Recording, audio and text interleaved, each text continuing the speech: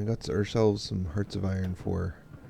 I'm gonna start a new game from 1936 as I haven't really decided. I don't want to play any of the people who win by default. These three automatically win. Soviet Union, I believe, also kind of automatically wins, so you're really down to these three. As Italy, you're focusing mostly on Africa, which is boring as hell because the provinces are so large and the armies are so small that I don't really like that idea. I've played both Japan and Germany, of course. I enjoyed both of them. Japan really has to win the naval battle or else they're out of the war. Like, if they lose their fleet, then what can you do from there? Nothing. And so when I played as Japan, I was doing really well on land, and then I lost my fleet, and then it was like, okay, well, I guess that's the end. As Germany, you can play forever without a fleet or an air force, but you can't win without a fleet or an air force because the people across the ocean just aren't going to capitulate unless you come across the ocean and stomp on them. So in both cases, you kind of need to have a fleet, and having a fleet is... I've never liked naval or air in any of the games, and I just don't like it. I just don't like it, man. But I guess we're going to have to learn to like it, because otherwise we can't win this game except by playing Russia. I imagine Russia, if you just take over everything that you have a land connection to, then the people across the sea would just be like, oh well. So I guess we'll play Germany, because they're not as fleet dependent as Japan, even though they do kind of need to own... They need to be able to kill Britain somehow, but that's not a concern until the game is basically already over anyway. The big monster you're coming up against as Germany is, it's really easy to take Iberia, it's really easy to take France, it's really easy to take all this land, it's really easy to either ally or take all of this land, easy to ally or take all of this land and all of this land, and then you've got everything that matters, right? Probably like 900 factories, maybe 1,500 factories in all of this territory. And then you got to worry about, how do I kill this? Maybe you don't. And then the big question is, how do I kill all of this? I described World War II to my kids because they asked me what a tank was, and I was like, well, let me explain why tanks exist. So you have to talk about the invention of the machine gun and how trenches plus machine guns mean that there's nothing anyone can do against you. And then people were like, oh, what if we build a giant metal box that's immune to bullets? And then we can drive over the machine guns in the trenches and laugh at them. And so the description is basically the German Reich, it plans and executes that plan really well before anyone else is ready to execute that plan. So they take Poland by surprise and just drive past the front lines and take the battle straight to the cities. They take France by surprise, drive past the front lines and just go straight to the cities. And cities can't defend themselves against a bunch of tanks, so everyone capitulates and they take over all this land. And then they try to do the same thing to the Soviets, and there's a bunch of marshes in here, and then there's a bunch of mountains, and see this line of mountains. And it just, even though they might eventually be able to, it takes them so long to get deep into Russia that by the time they're there and their supply lines are stretched really long and whatever, everyone else is caught up. So they have this we're ahead on tech, let's take everyone by surprise, and you just can't win the war before everyone else just catches up on tech. And that's the end. So that's basically how this game plays out as well. Germany gets 1942 tanks early, like in 1940. And you're like, woohoo, I'm way ahead on tech. I should use this to take over as much as I can. And you do. You take over a whole bunch of land. But then eventually everyone has 1942 tech. In fact, everyone has 1943 tech and 1945 tech. And so your tech advantage goes away because you might have gotten there first, but everyone gets there eventually. And now you're up against the Soviet Union with 8 million manpower and the United States with 8 million manpower. And you only have 2 million manpower. So you eventually get overrun.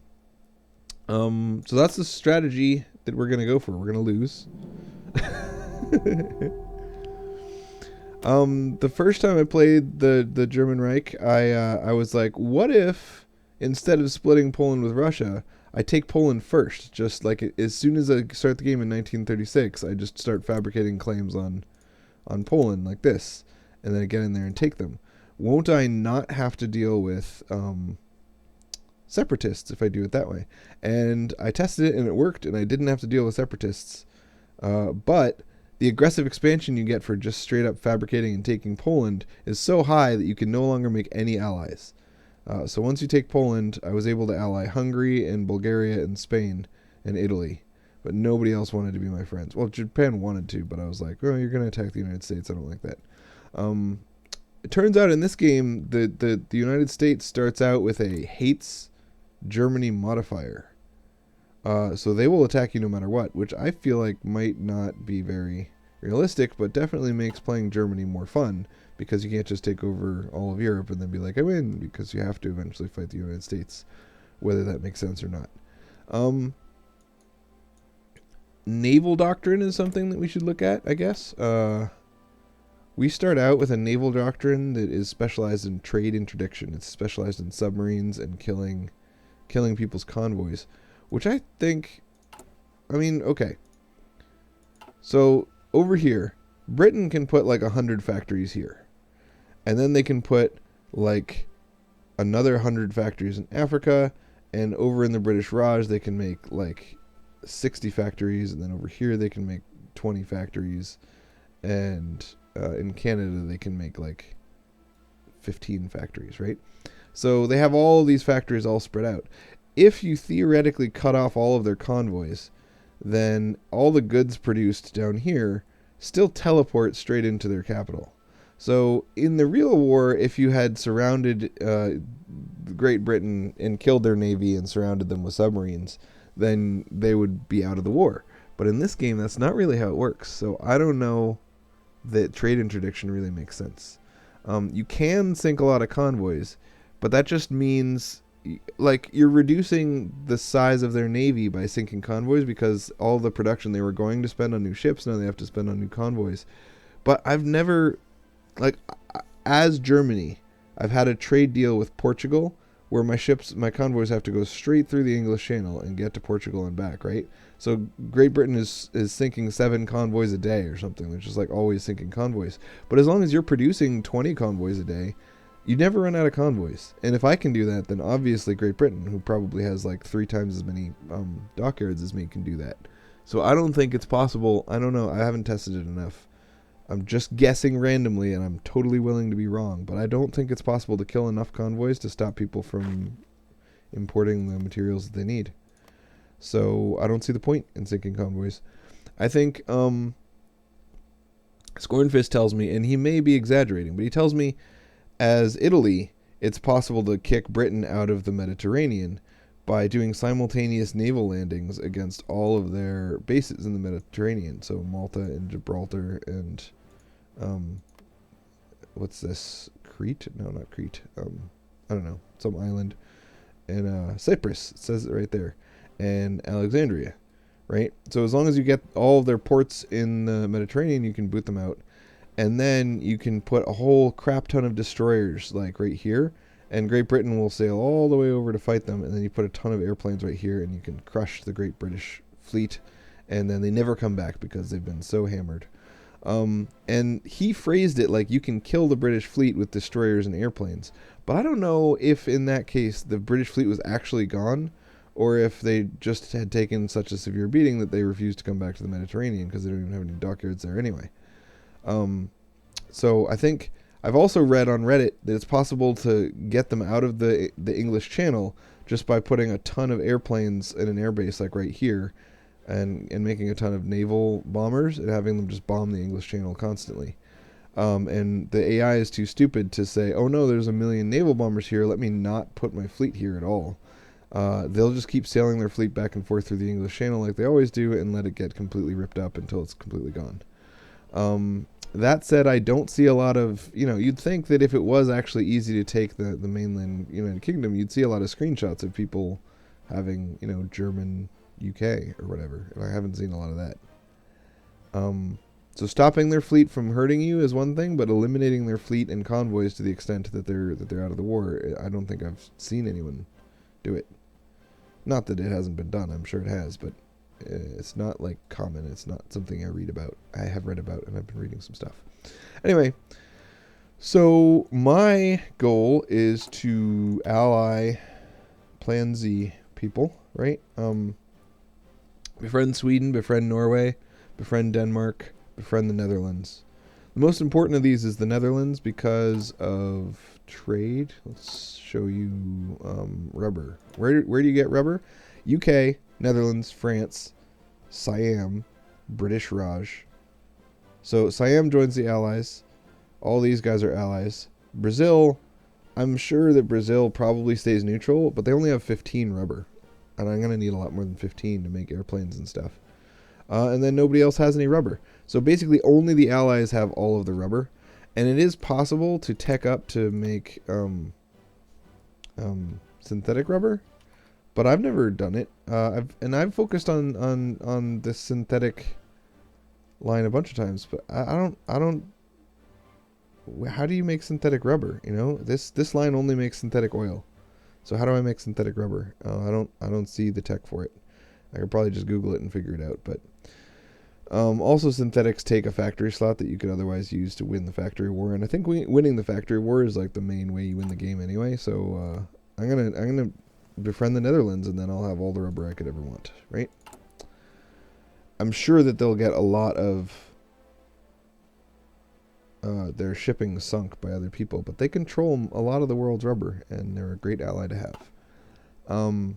That will make conquering France a lot harder because I'd have to squeeze through this one province border here, or this one province border here, or the Maginot Line, and it is impossible to squeeze through that area. In my I don't know, the experimentation that I've been doing showed it to be basically impossible to get through that area without either heavy tanks, which come really late in the tech tree, or going around. The way I beat France last time was I just went through Italy and Spain. I didn't even go through Italy and Spain.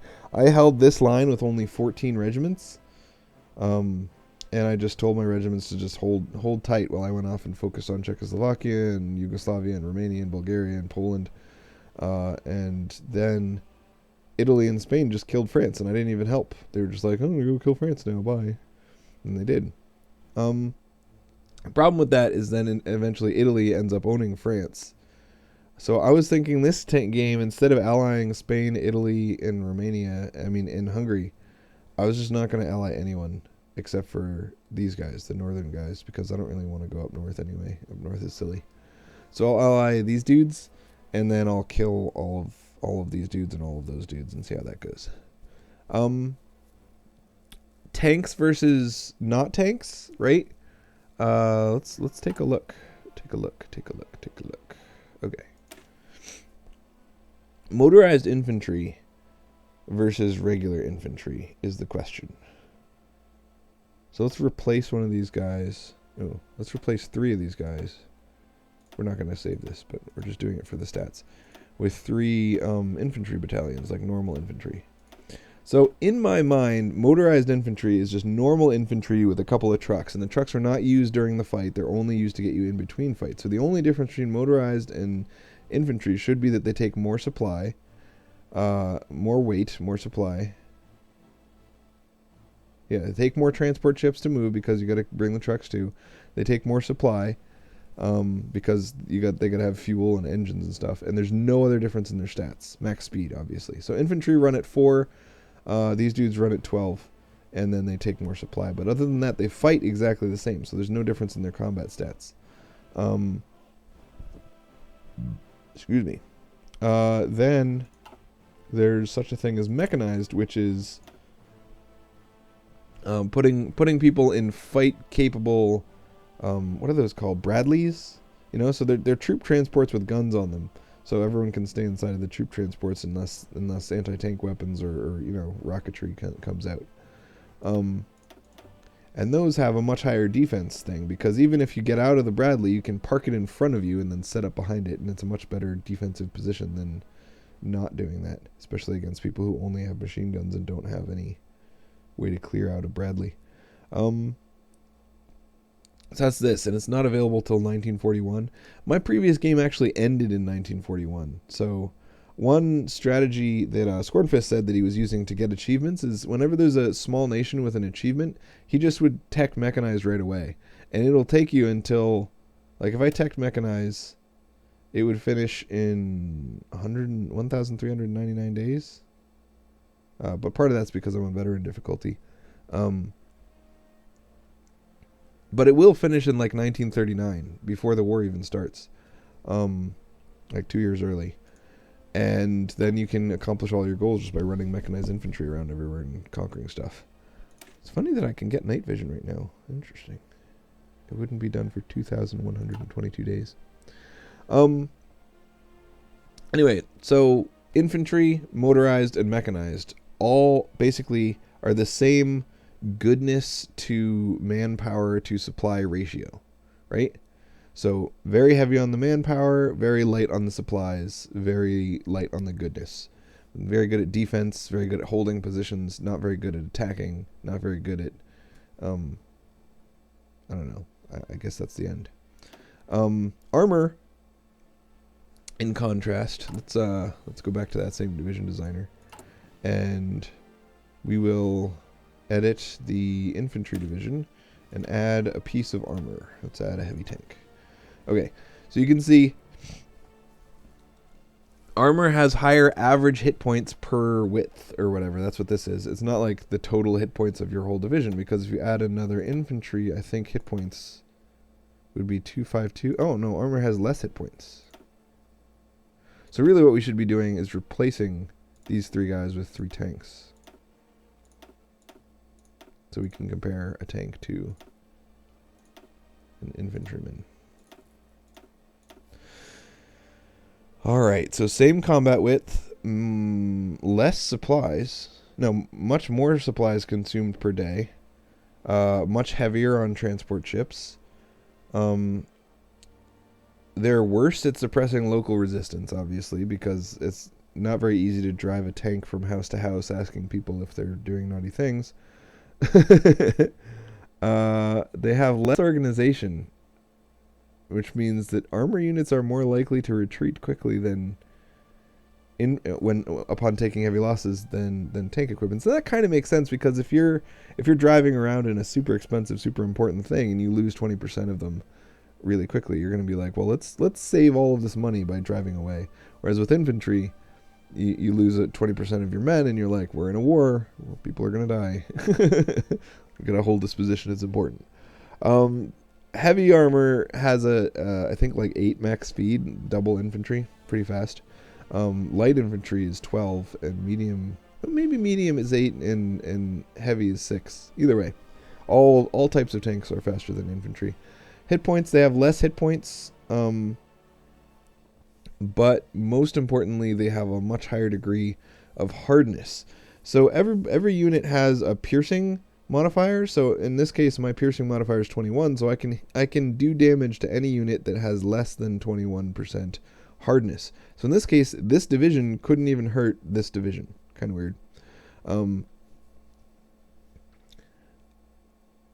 So like if your piercing is 100, then you can pierce everyone. Like if you were just an anti-tank division. Armor. Having armor that is higher than the opponent's piercing value makes it so that you take less damage, and also makes it possible to perform more attacks in combat, as the unit has more freedom of movement. They can move wherever they want because they don't care if you're shooting at them. Breakthrough is how long. So the combination of damage versus organization plus breakthrough minus defense determines how long the battle is. So if you have a really high breakthrough and they have a really high defense, then that battle is going to take a really long time. If you have a very low breakthrough and they have a very high defense, then that battle is going to be very short and they're going to win. If you have a high breakthrough and they have a low defense, it'll be very short and you'll win. So how many of the attacks just don't even happen? You know? So, like, if you imagine on the defense side, how many of the attacks are soaked up by the walls of the defending position, like of the trenches? And on the breakthrough position, how many of the enemy guns you're able to avoid through intelligent tactics, or how many of the guns are just completely ineffective against your heavy tanks or whatever? Hard attack, how many attacks the unit can make versus an enemy with low hardness or high hardness? And soft attack, how many attacks you can make versus someone with low hardness. So tanks are better in both types of attacks, better at breakthrough, worse at defense, much higher armor, much higher piercing, and they cost ridiculously more in gear. So if you imagine your manpower as being very unimportant because you have tons of it and you don't need any, and factories as being very important because you have very few factories, then you'd want to go with lots of infantry because it doesn't take very many factories to supply a large number of men. If you have a large number of factories and a small number of men, like Germany, then you want lots of tanks because you're using basically factories instead of manpower. So you're conserving manpower by having lots of tanks. So obviously, as Germany, we're going to try to use as many tanks as possible and as few infantrymen as possible. That said, if you went nothing but pure tank, let's actually do that. All right, let's see.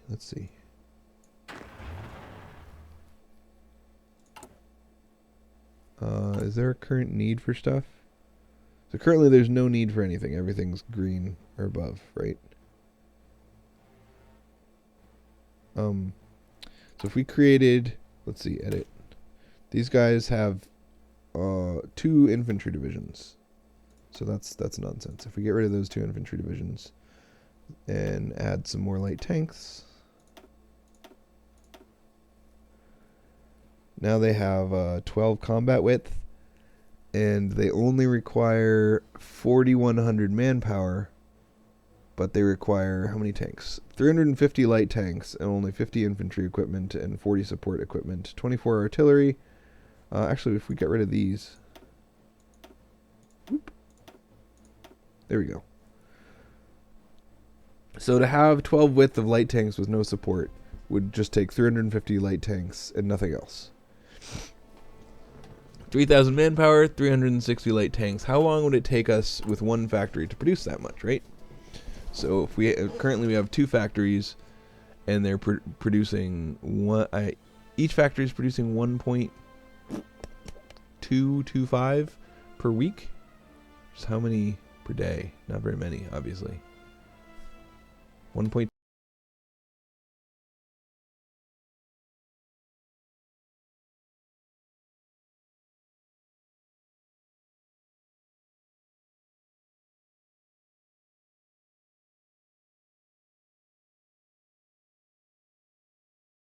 Width, 2,000 days.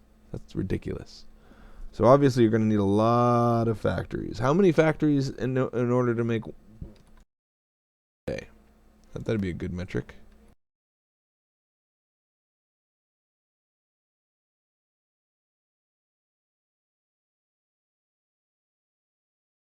Okay, so in order to make a light tank division, you need 2,000 factory days. Just for 12 width.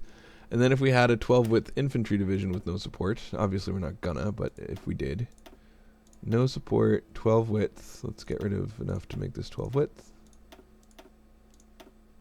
Good.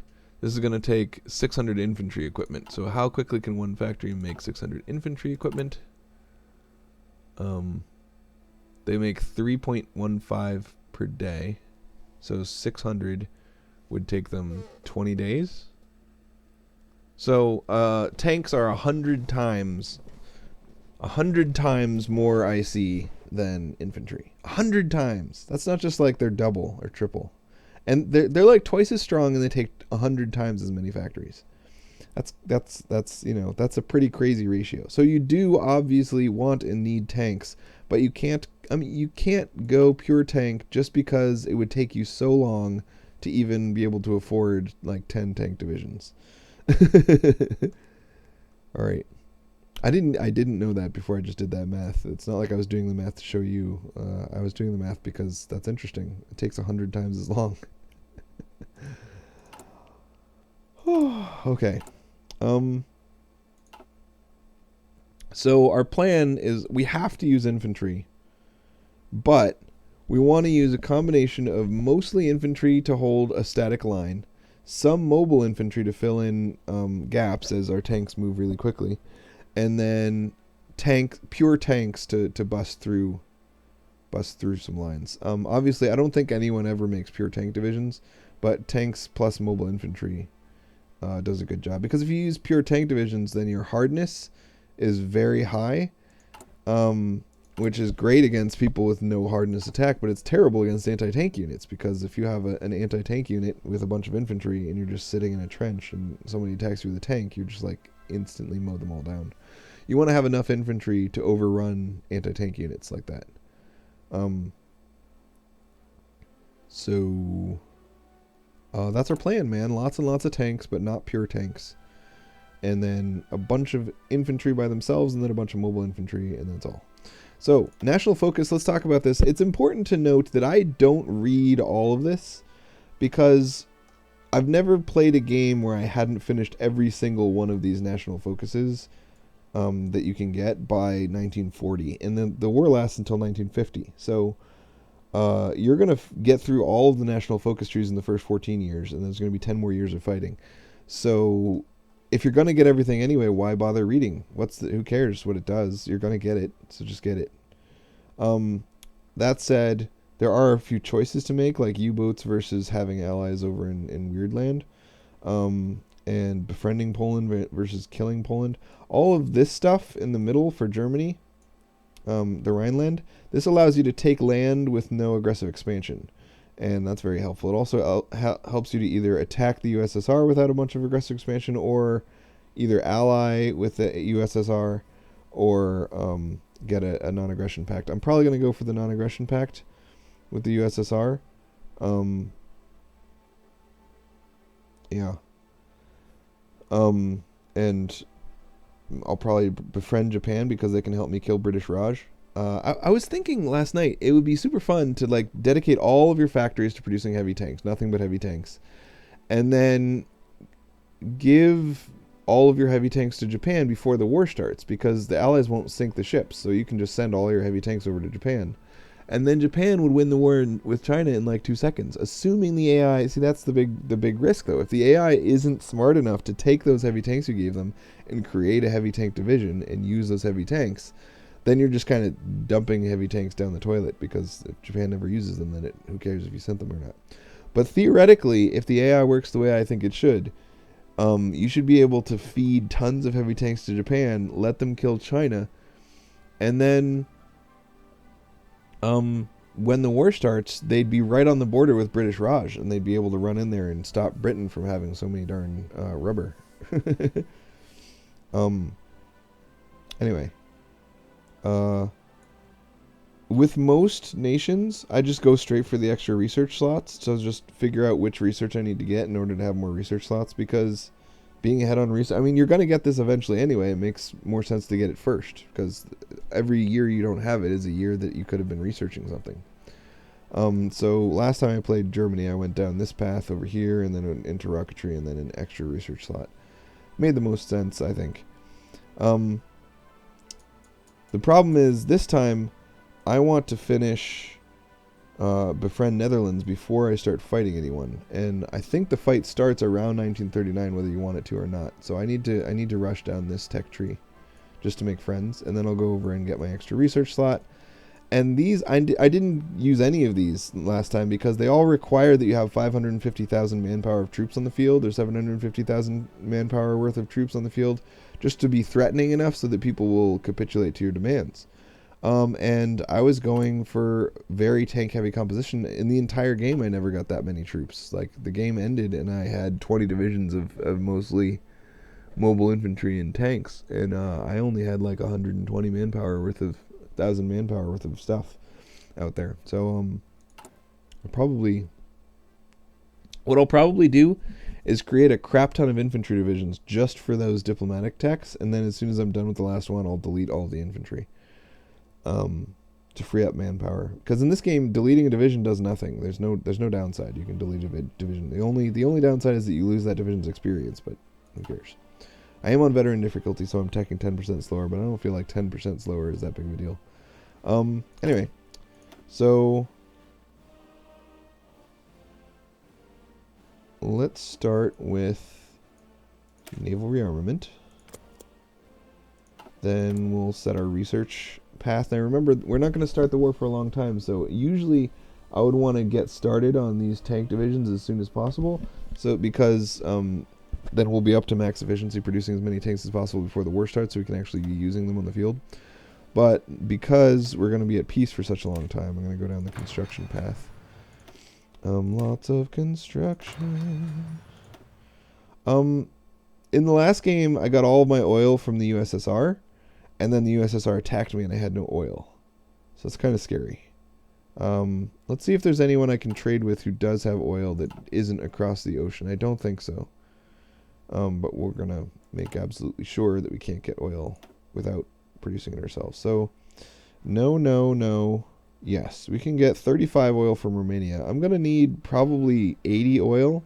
So if we are allied to the Netherlands, which we're going to be, I can probably get... You can't get all of someone's oil. So I can probably get like 15 oil from them and 15 oil from them. That brings us up to 30. Iraq might be able to give me 8. And that's it.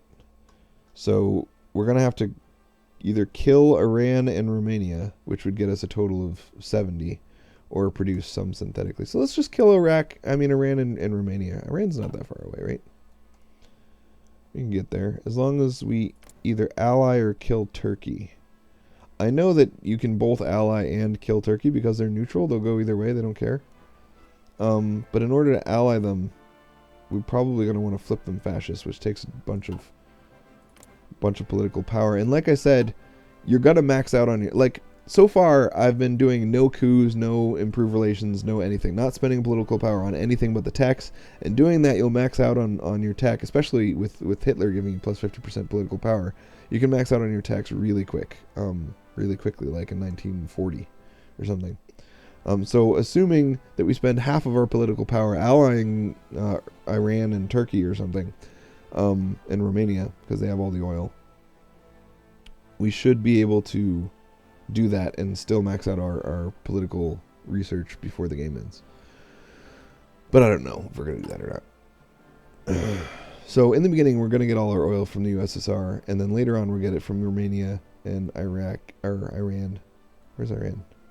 I thought this was Iran, but it's Iraq. This is Iran. Okay, sure. We can still get there through Turkey. Yeah, so oil's not a problem. We don't need to research synthetic oil. That was the question. And there's a tips and tricks thing that says, remember, researching these levels of oil production just increases the number of synthetic oil plants you can have on a single province. So even as Germany, you could just have one in each of your 50 provinces and you'd still make more oil than you could ever use. So you don't ever need to research these things. And I think that might be true. But it also seems like a level 2 oil plant would make more per factory slot than 2 level 1 oil plants. I don't know. I don't know how to find out the answer to that question. Like maybe a single level 4 oil plant will put out as much oil as 8 level 1 oil plants. And that would make the research actually make sense. But either way, I think research time is more valuable than factory slots because you're going to end up with 300 factories. So who cares if you dedicate 4 or 5 of those slots to oil? So yeah, we've gotten that, and now we're going to get this because faster research, just like why wouldn't you research? Faster research is the first thing.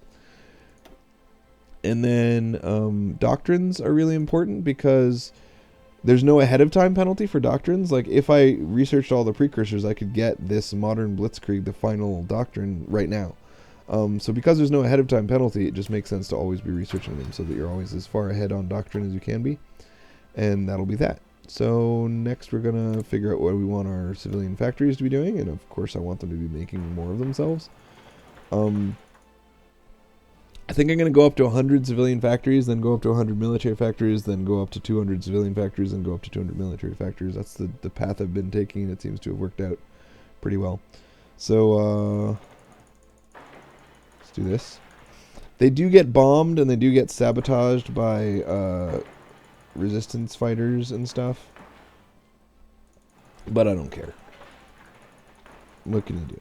We'll have some anti-air or something.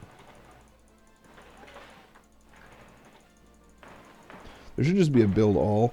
The reason that there isn't, I think, is that most people think it's not a good idea to fill every single slot you have with civilian factories, but I always do it, so I wish there was a button that would just do it for me. Alright, good.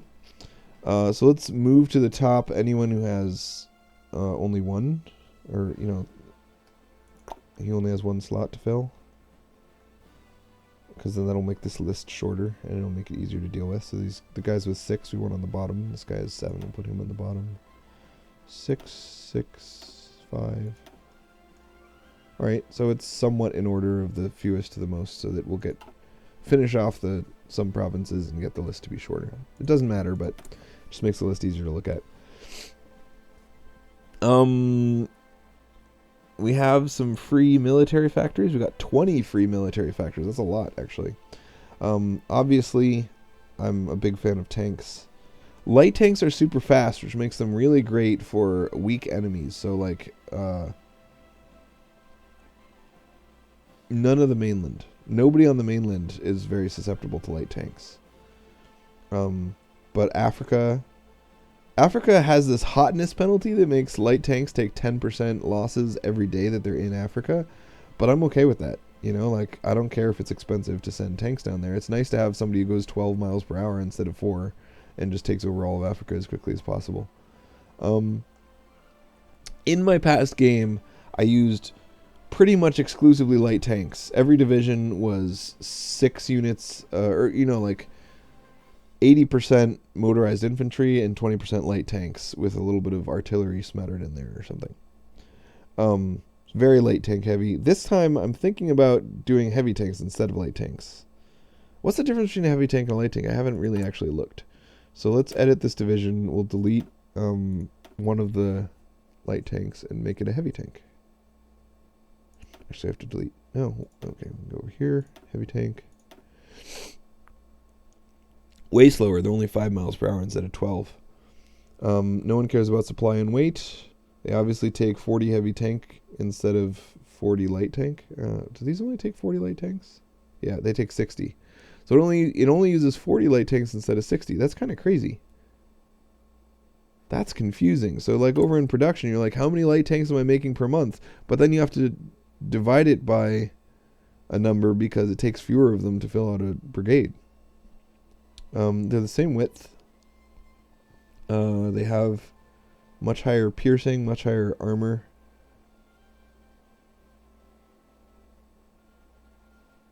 The piercing makes you better at pinning down armored forces and doing damage in general to armored forces, whereas heart attack is like the multiplier. How many attacks do you actually perform?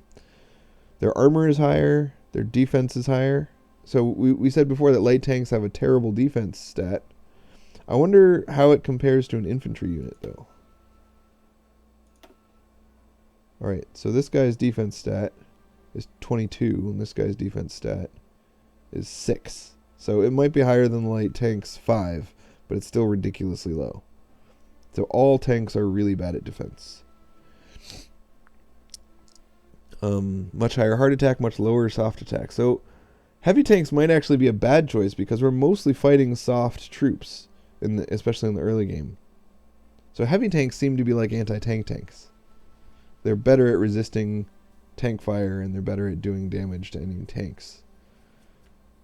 So if you're really just trying to push through infantry positions, they have the same breakthrough as light tanks. So it seems like light tanks are a better deal. So I think we will just stick with light tanks this time, just like we did last time. We might have a single heavy tank division. It might...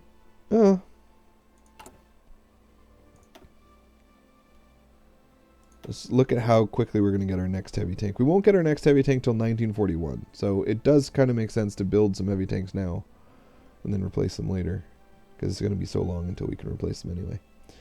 Medium tanks are what I really want. What's the difference between light and medium tanks? I guess we'll never know. I have read, just anecdotally, that somebody did the stat comparison and said medium tanks are crazy much better. But he might have been wrong. I can't just take his word for it. We can, but it might hurt us. It might make us very sad. They obviously drive more slowly than light tanks, but... okay. I don't care about that. We need oil and rubber. And we're not producing any navy. Now, okay, I'm told by Scornfist that destroyers are actually quite good and that you should build nothing but destroyers. My gut is that all navy is pointless because the British Navy is so large and you're never going to catch up. But if we could kill the British Navy and take control of the English Channel, then we could invade London, and that would be hilarious and awesome.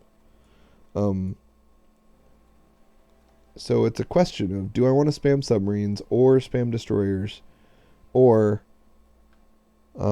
neither, and just spam convoys so that I can trade with the Netherlands without fear of reprisals.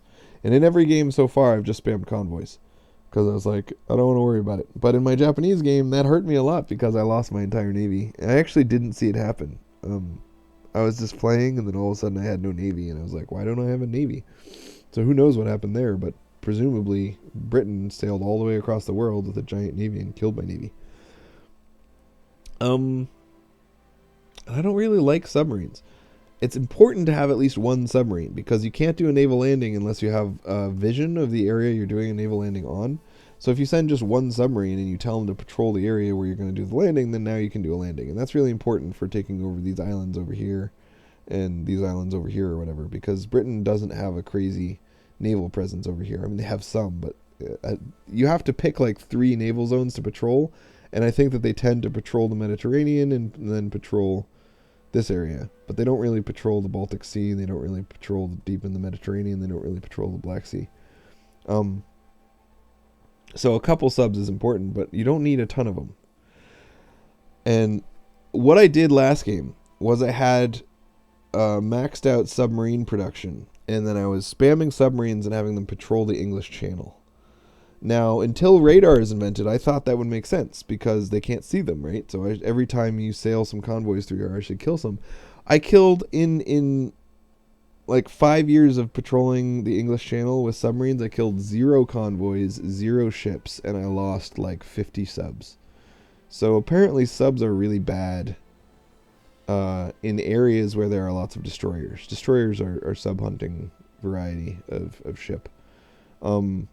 And technologically, like on the History Channel or whatever, when you watch history, at the beginning of World War II, I don't think there was any really good anti-sub technology. I think that even destroyers weren't good at all at killing subs.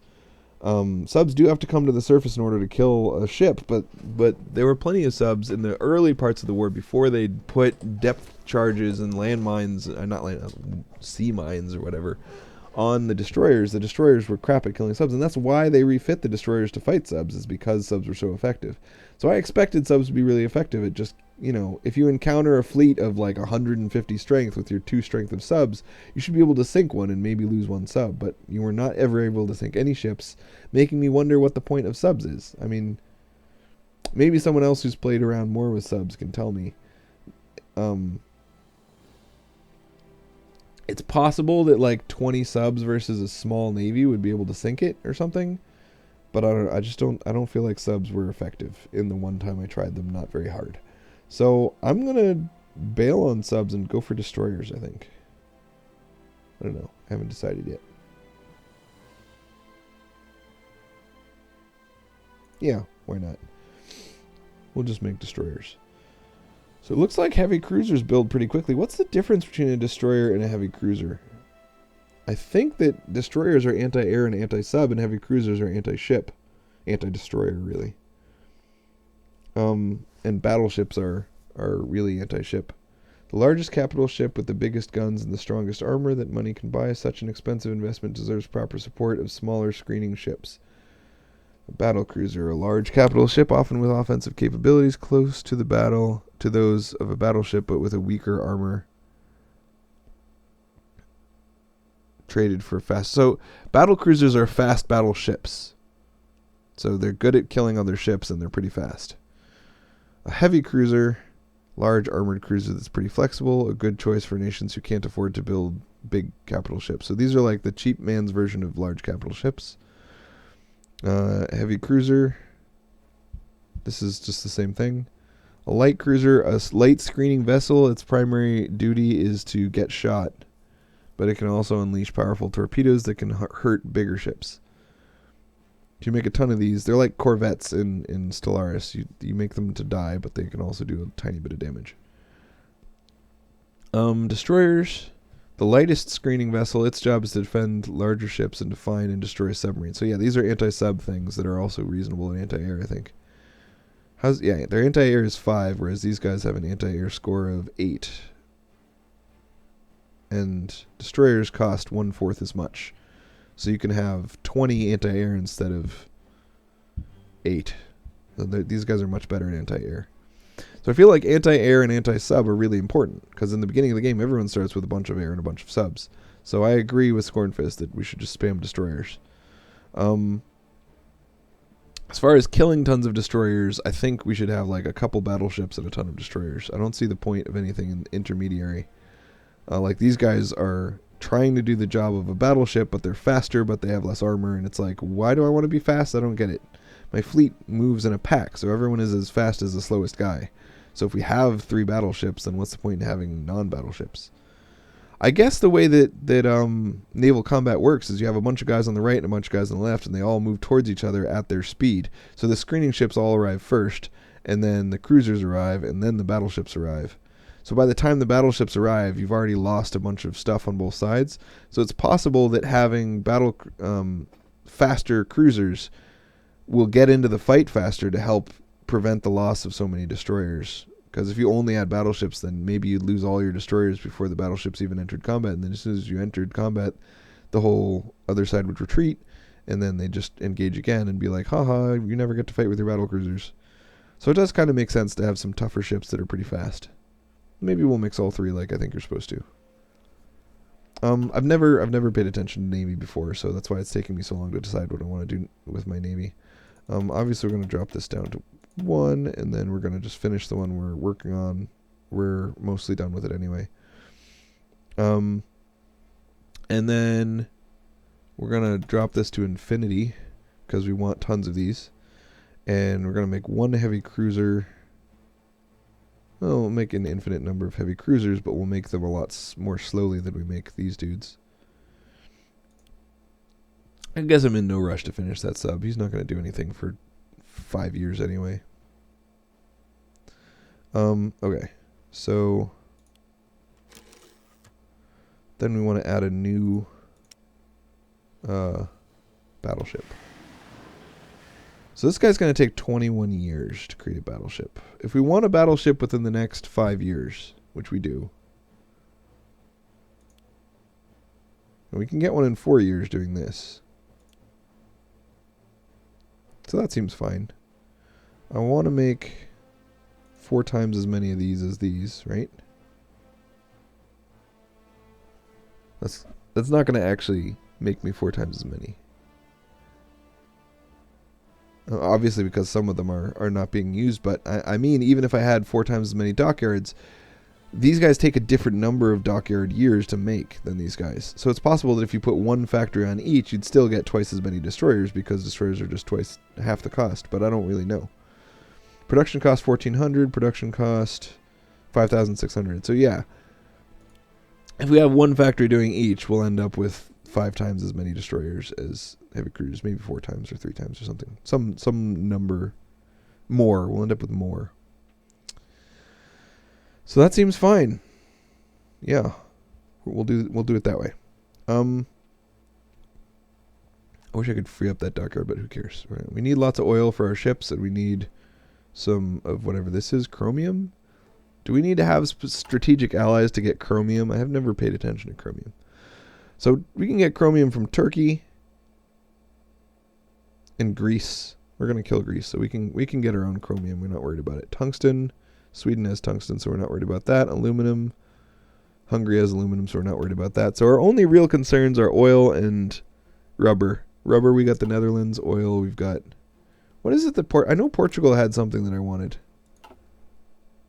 Because last time I was trading with Portugal, and I don't remember why.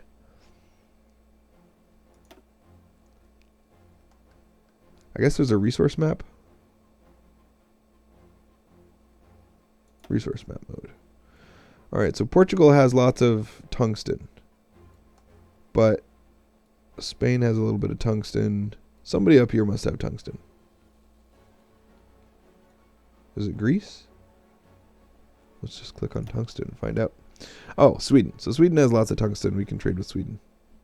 I don't even think we need ships to trade with Sweden, because we're going to ally Denmark and Sweden so they can get a land route for tungsten.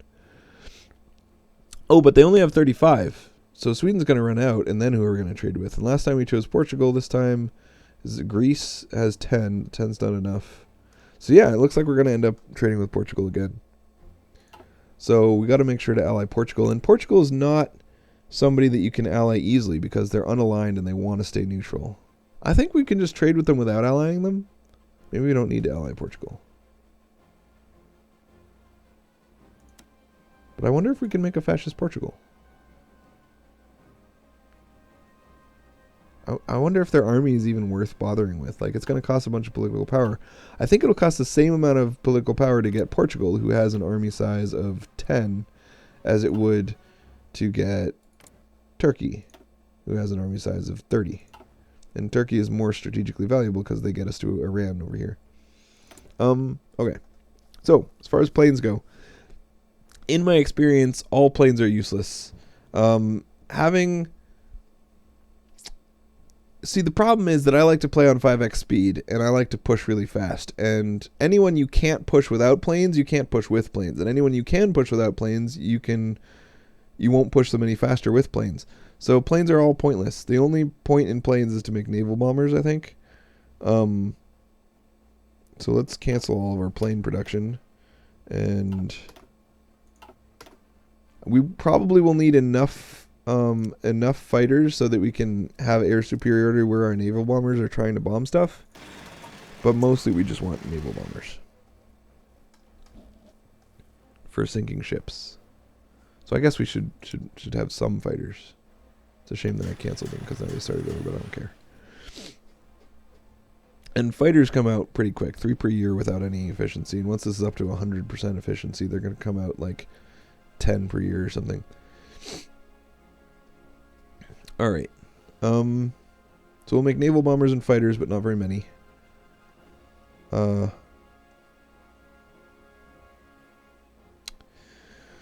Like I said, I want to have mostly non-motorized infantry because the motorized just costs a lot more, and all it does is make them faster. And being fast is only valuable if you're stuck with a tank division or if you're filling in the gaps in the line. So we're probably going to go for like 5 motorized. We're going to go for maxed out light tanks because we like light tanks and they're crazy, ridiculously expensive. It takes 300 of them just to make 12 combat width, right? Actually, just to make 2 combat width. So we're just going to need like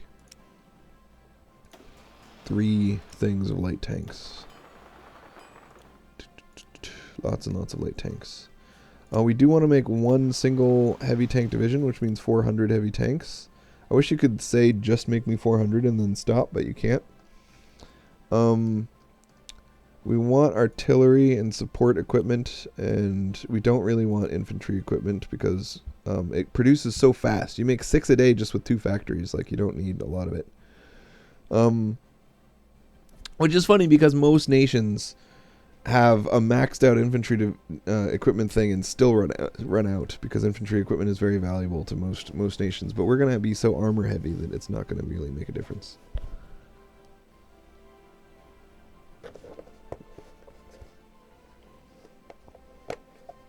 Alright, so this gives you your ratios. We've got 13 dudes on infantry stuff, 25 dudes on tank stuff, 2 dudes on plane stuff, and then our dockyards are split mostly onto capital ships, with 1 making a submarine and 1 making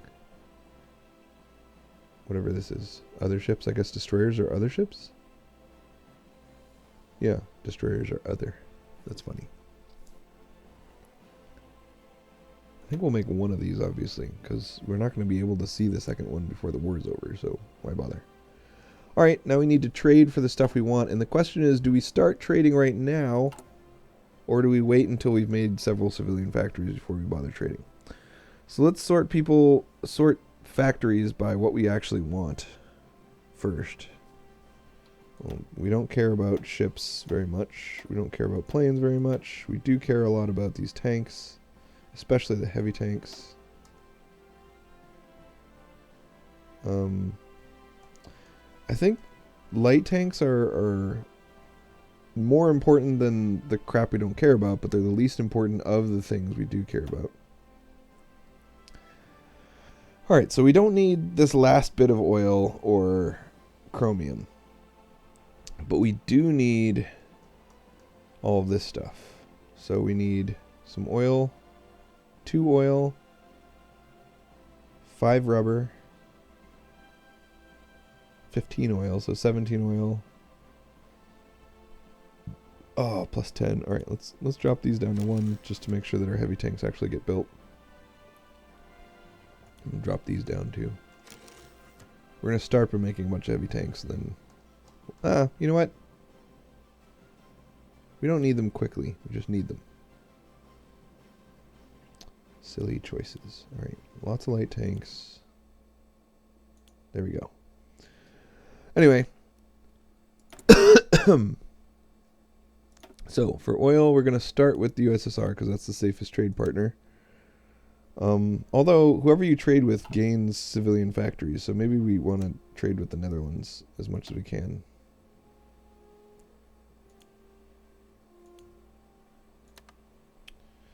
Alright, and Romania. Romania hates us, but we don't care.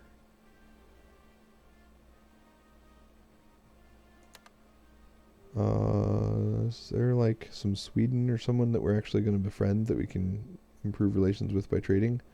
No. Alright, so now we still need oil, and no one that we care about wants to give it to us. Iran. A little bit from Iran. Iraq has some. A little bit from Iraq. We still need more oil, or do we not? Maybe that's just not updating. Yeah. So we've got 32. We've got way more than we need. So let's reduce Iran. Well, try to have 1 each with the people we care about.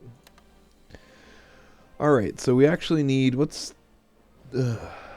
8 into this 5? We need 5. So we're getting 1, 2, 3, 4, 5. That's good. We're done with oil. Now we need 7 rubber. And we're going to get that all from the Netherlands because they're Netherlandian. Good. And then we need chromium. 19, so 2 chromium. We're going to get that from Turkey. We could get 3 or we could get 2. I think 2 is better. Alright. It's going to slow down our civilian factory production, but what can you do? And now we're going to go 5x and unpause, because why not go 5x and unpause? These guys are democratic, but we should be able to ally them anyway? Well, okay. 0.25. How much political power do we get per turn? We get 1.5. So we could afford to improve relations with 6 people, but that would completely bankrupt us of political power. So let's not do any of that yet. Yeah, we have minus 25% political power because of our difficulty level. So let's not befriend anyone just yet. We'll wait until we'll see if we can befriend them without having to spend political power on it, because we're going to get the researches that the political research that tries to befriend them. Well, I don't know. Sweden is fascist yet? No, everyone's democratic. I don't know how easy it's going to be to ally all these democratic nations. I know that historically one of them at least was allied with Germany. But is that because they weren't fascist? So there's 4 people here that I want to ally, but all of them are democratic. Maybe I should try to make all 4 of them fascist, but then we would be down to almost no political power. So I know. We will use our first 150 political power, or excess political power, to give us more political power. I think there are 2 or 3 guys we can get that give us additional political power. And once our political power income is up higher, then we'll start trying to make some people fascist. I'd like to ally these 4 dudes. And then either ally Turkey or kill Turkey. I think it's much easier to ally Turkey because you need a navy to really kill Turkey. You can't get through here.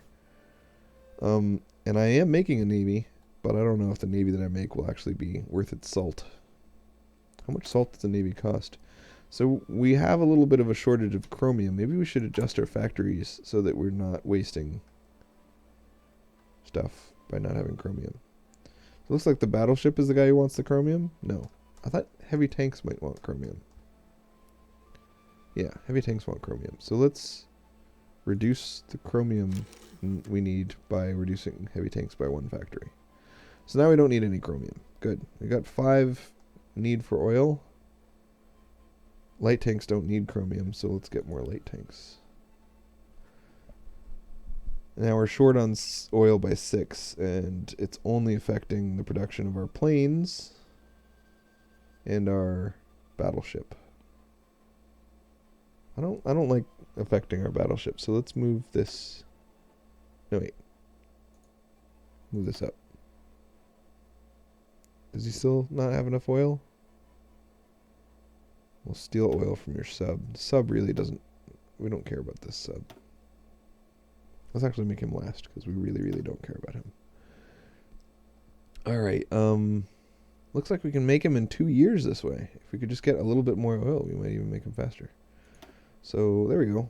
We'll make light tanks pretty slowly on this line, because we don't actually need...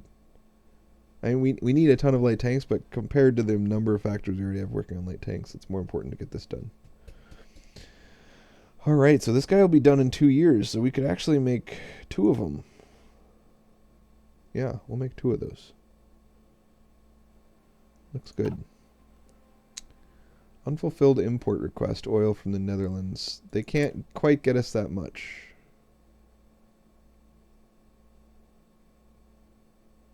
Because they only have 25, and they're sending some of it to someone else. So I guess we'll reduce this down to 1. And then we have to increase one of the other ones. Romania? Or maybe we just get one from Venezuela. Or not. Get some oil from Venezuela. We're going to have to remember to cancel that in the future, because otherwise we're going to get a bunch of sunk convoys, but whatever. Naval rearmament is complete. That was really fast. Naval effort. Build some dockyards. Make some more destroyers and capital ships and stuff. We have a free dockyard.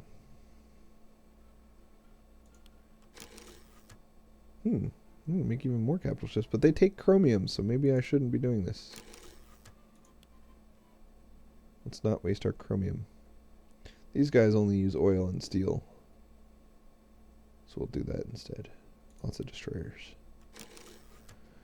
Okay, and that will reduce the oil we have left over for making fighters, but I don't really care about fighters. Air superiority is plus 10% combat, but I intend to win all of my battles by 50% or 60%, not 10%. You don't want to just win by 10%, that's nonsense. I have had lots of, problems with Great Britain sending 1,000 strategic bombers to go bomb all of my infrastructure. But I don't know. I don't think I could ever make enough fighters to protect against that. In Hearts of Iron 3, if you tried to defend against strategic bombers just by swarming light fighters, it never worked. You needed to use heavy fighters who have a greater range, and then you had to have radar stations. It's just really expensive. It's better to just let them bomb stuff. Bombing stuff actually just takes that factory offline for a short amount of time and possibly uses up civilian factories to fix that factory, but also not necessarily. If you don't want to, then you don't have to, because stuff repairs itself. You don't need to dedicate civilian factories to repair. I can now get more political power, right? A lot of people do this as the very first thing. War economy. Because it doubles... No, it gives you plus 10% construction speed of... No, so this doesn't matter. We're not making any military factories, so this is useless.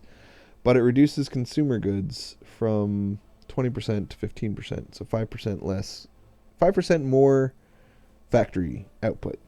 5% is nothing, though. I don't think it's actually that good. Obviously, I'll get it, but the question is whether it's better than additional political power, which we're going to use to get allied with Sweden, and I think having Sweden as an ally is much more important. Also, plus 10% construction speed on civilian factories is much more important than 5% more light tanks. So political power is going to be our first one. Next, we'll get political power again if we can, and then we'll get civilian factory construction, and then we will get 5% more military or factory output, basically civilian factory output. Electronic and mechanical engineering, this is just research speed, and now we're going to go for plus 5% reinforcements, but that won't matter until we start fighting. So we're going to go for more research speed. Again, I'm hoping not to start the war until 1939 or later. Last time I started the war early thinking that it would help me, but I got so much aggressive expansion from starting the war early that it was just not... I couldn't ally anyone, and I really want to get allies before the war starts. Alright, naval effort. Naval effort. Yes, sir. Plan Z. Admiral Reeder believes that the British can best be defeated through a policy of surface raiding. Constructing enough battleships and carriers to accomplish this will be a massive task and will take time, perhaps too much time. On the other hand, our current surface navy is pathetically inadequate. So if we're going to do it, we need to get started now. So this is the most urgent research we have. Get started on producing ships. Need some ships. I wonder how many dockyards Great Britain starts with. Dockyards. They have 266 ships and 20 dockyards, compared to me with 30 ships and 15 dockyards. So I can actually... 20 dockyards isn't hard to compete with. I'll have 20 dockyards as well. I'll be producing ships just as fast as them. It's possible the ships will be of lower quality because maybe they get boosts to research. I think they do. They get ahead of time in various naval research techs. And their starting naval size is a big problem. But hopefully if I ally Norway and Sweden and Denmark and the Netherlands and Portugal and Spain and France, then... well, I won't ally France, but you know what I mean.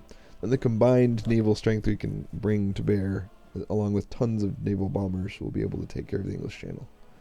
Maybe, maybe not, who knows. Okay, so the first game I played... I sent some expeditionary troops down here and made sure Nationalist Spain won. And by making Nationalist Spain won, I got an ally of Nationalist Spain. And they were a great help against France. They did a really good job. Question is, what's better? An ally of Nationalist Spain who sends you maybe like up to 100 infantry divisions, like huge amount of troops as expeditionary forces, kills France with you, helps you to defend against naval invasions from the UK, has no resistance in it, or conquering France, getting all of that room for factories, but having to defend it with both your own troops and police forces.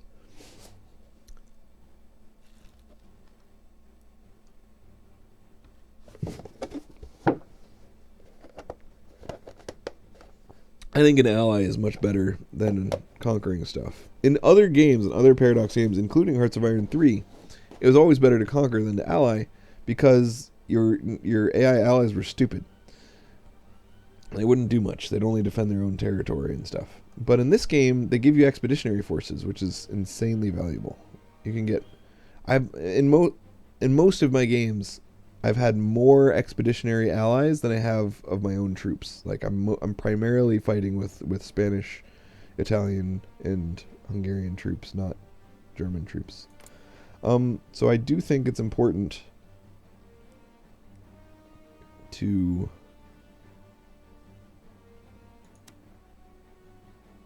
support them.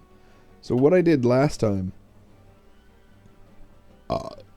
is I sent them 2 SS divisions. I think I'll do that again. Maybe light tank divisions would be better. So yeah, I'll send them 2 Panzer divisions. Oops, I deselected the 2 Panzer divisions instead of selecting them. Type, Panzer divisions. Alright, we're going to send them Rommel with 2 Panzer divisions. Where are you, Rommel? There you go. And then what I did was I went in after I already sent them, and I expanded the width of these divisions from 12 to 40. So I was actually providing them with like 4 times more troops than I'm supposed to be allowed to, and I thought that was hilarious. It worked great. I just bum rushed down the coast and then went straight to the capital, and that won the war instantly. I think I'm going to do that again this time. I do like the idea of having a combat width of at least 20, if not 40. I think I'm going to go for 20 this time because I did 40 last time. And 40 worked great. If I just wanted to win, I would do 40 again, but it's not. It doesn't really count as experimenting to just do the same thing again. So I need to do different things, and this time I'll try 20. I don't know if I'll get a really good impression of whether 20 was better or worse than 40. I should have twice as many divisions, but they should be half as good. So I don't know. I don't know what difference that'll make. But most importantly, nationalist dudes need infantry equipment. So I'm going to send them 100% of my infantry. Well, first I'm going to send them all of my infantry equipment that I have.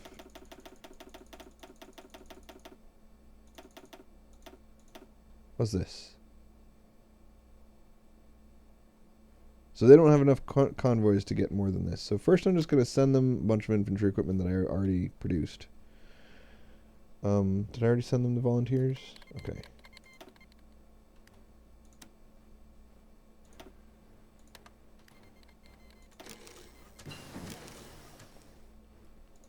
Machining tools is done, so we're going to go for more construction stuff.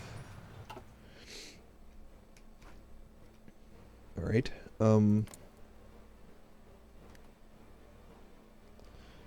So I think once they've imported all of the guns that I sent them, yeah, I have 0 guns left. And all the guns I make are going to Spain.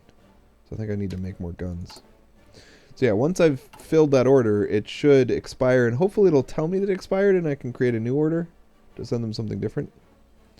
But let's cut light tank production a little bit and make more infantry equipment, because last time what I did was I sent all of my light tanks and infantry equipment and support equipment and all of my equipment to Nationalist Spain, and they'd never made a single light tank division, even though I'd been sending them tons of light tanks. So it seems like just a waste of light tank divisions to send them over there, or light tank stuff to send them over there. So I'll just send them infantry equipment and some actual troops. And the divisions you've sent have arrived. Whoop. So we need to go to Barcelona first. Wonder if I can control 1 and then hit 1 to select these guys. Do you think that'll work? No, I guess you can't. You just gotta click up here.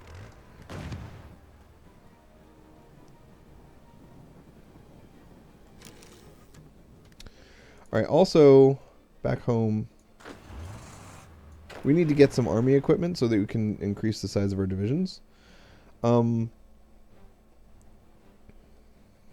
So these guys have a lot of experience. They're regulars already. They've already been trained up.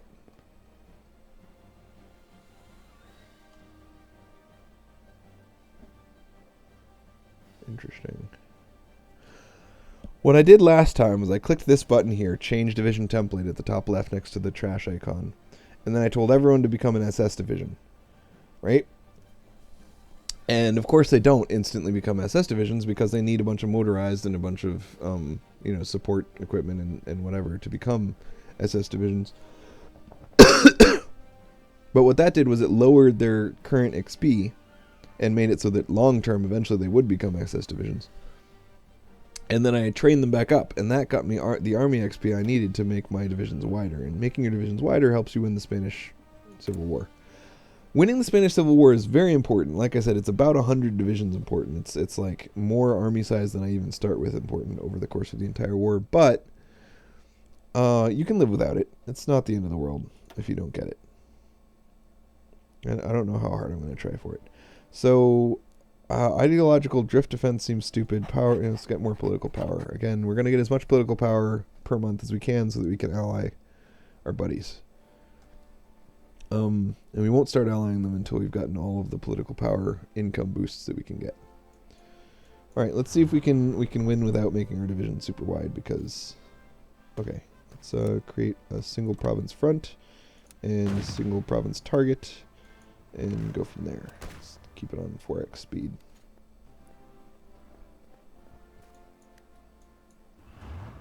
And my organization is not 100%. Let's wait until it's up to 23. Alright, it's up to 23. We'll go through here into the capital. Not the capital, the Barcelona city. We got there easily. There's another guy who also got cremated. So the way this works, according to Scornfist, is that the higher it is, the more quickly combat will be over. So a high red number means you're about to very quickly lose, and a high green number means you're about to very quickly win. I don't know if I buy that. I don't know if he read that somewhere, if he's just guessing. So he was saying that if it's red, the number counts up to 100, and when it's 100, then the attackers get pushed back. And if it's yellow, then it counts up to 100, and then nothing happens. No land changes. And then if it's green, then when it gets to 100, you push forward. I think that it's not that way. I think that at 100, whether it's red, yellow, or green, you get to take the land. And that red means that the number is going down, yellow means the number is staying still, and green means the number is getting bigger.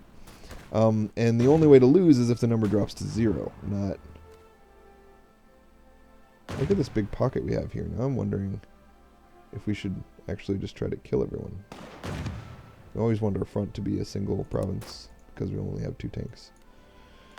Oh no, I deleted the front, and I deleted the general. No, I didn't. I just switched theaters somehow. How did I switch theaters? That was crazy. Alright. I don't want that to be my front. And the only reason I'm dicking around with fronts, or whatever, is because at some point I might accidentally unpause while I'm researching something, and I want them to know what to do. Alright. So... We're currently fighting. It says we're currently fighting. But we're not. It's lying to us. So this is a mountain? I don't want to attack into a mountain. This is a fort. Look at them doing push-ups. I wonder how good tanks are at fighting through forests. We have 80 width and we're only using 20 of it. But they're only using 8 of it. The terrain gives us minus 36% to hard attack, minus 36% to soft attack, and minus 36% to breakthrough. So tanks are not great at pushing through forests, but minus 36% isn't minus 90% or whatever. Let's stay in the city. Alright. So let's see how bad they are at pushing into mountains. Probably pretty terrible. Yeah. So I'm still going to win, but I'm getting minus 70% by pushing into a mountain. And I don't think I need to. Oops, sorry. Go up there. Oh, that's B. This is some infantry division. Alright. So this is a mountain, right? I can't tell. For some reason it's not telling. There we go. Mountain. Mountain. Hills. Let's push into the hills.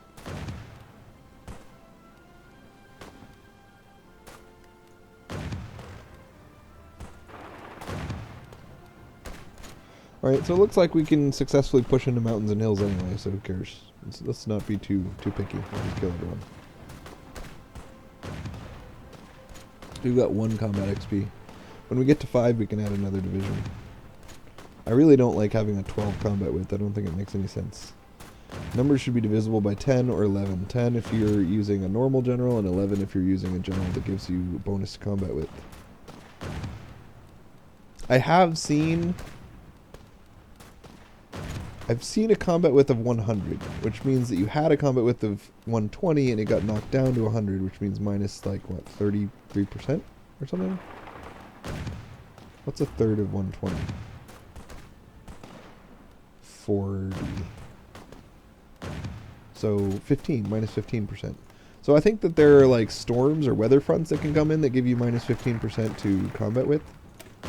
So I guess if you had 12% combat width minus 15%, then you still wouldn't be at 10. I don't understand why they have 12 as their default combat width. Alright, let's ally Denmark.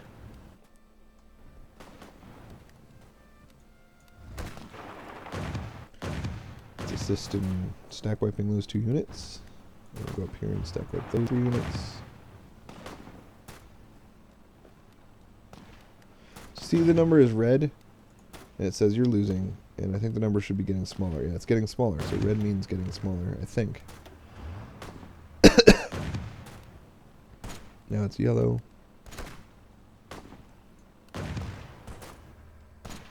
Let's wait until my organization is at 100%. Construction is done. High construction. We'd like more researches. Okay, so research gain efficiency takes your current resources, which is I'm producing 470 steel and 160 aluminum and 4 oil and 4 tungsten and 4 chromium and 0 rubber, and it gives plus 10% to that. So I'd basically be getting an additional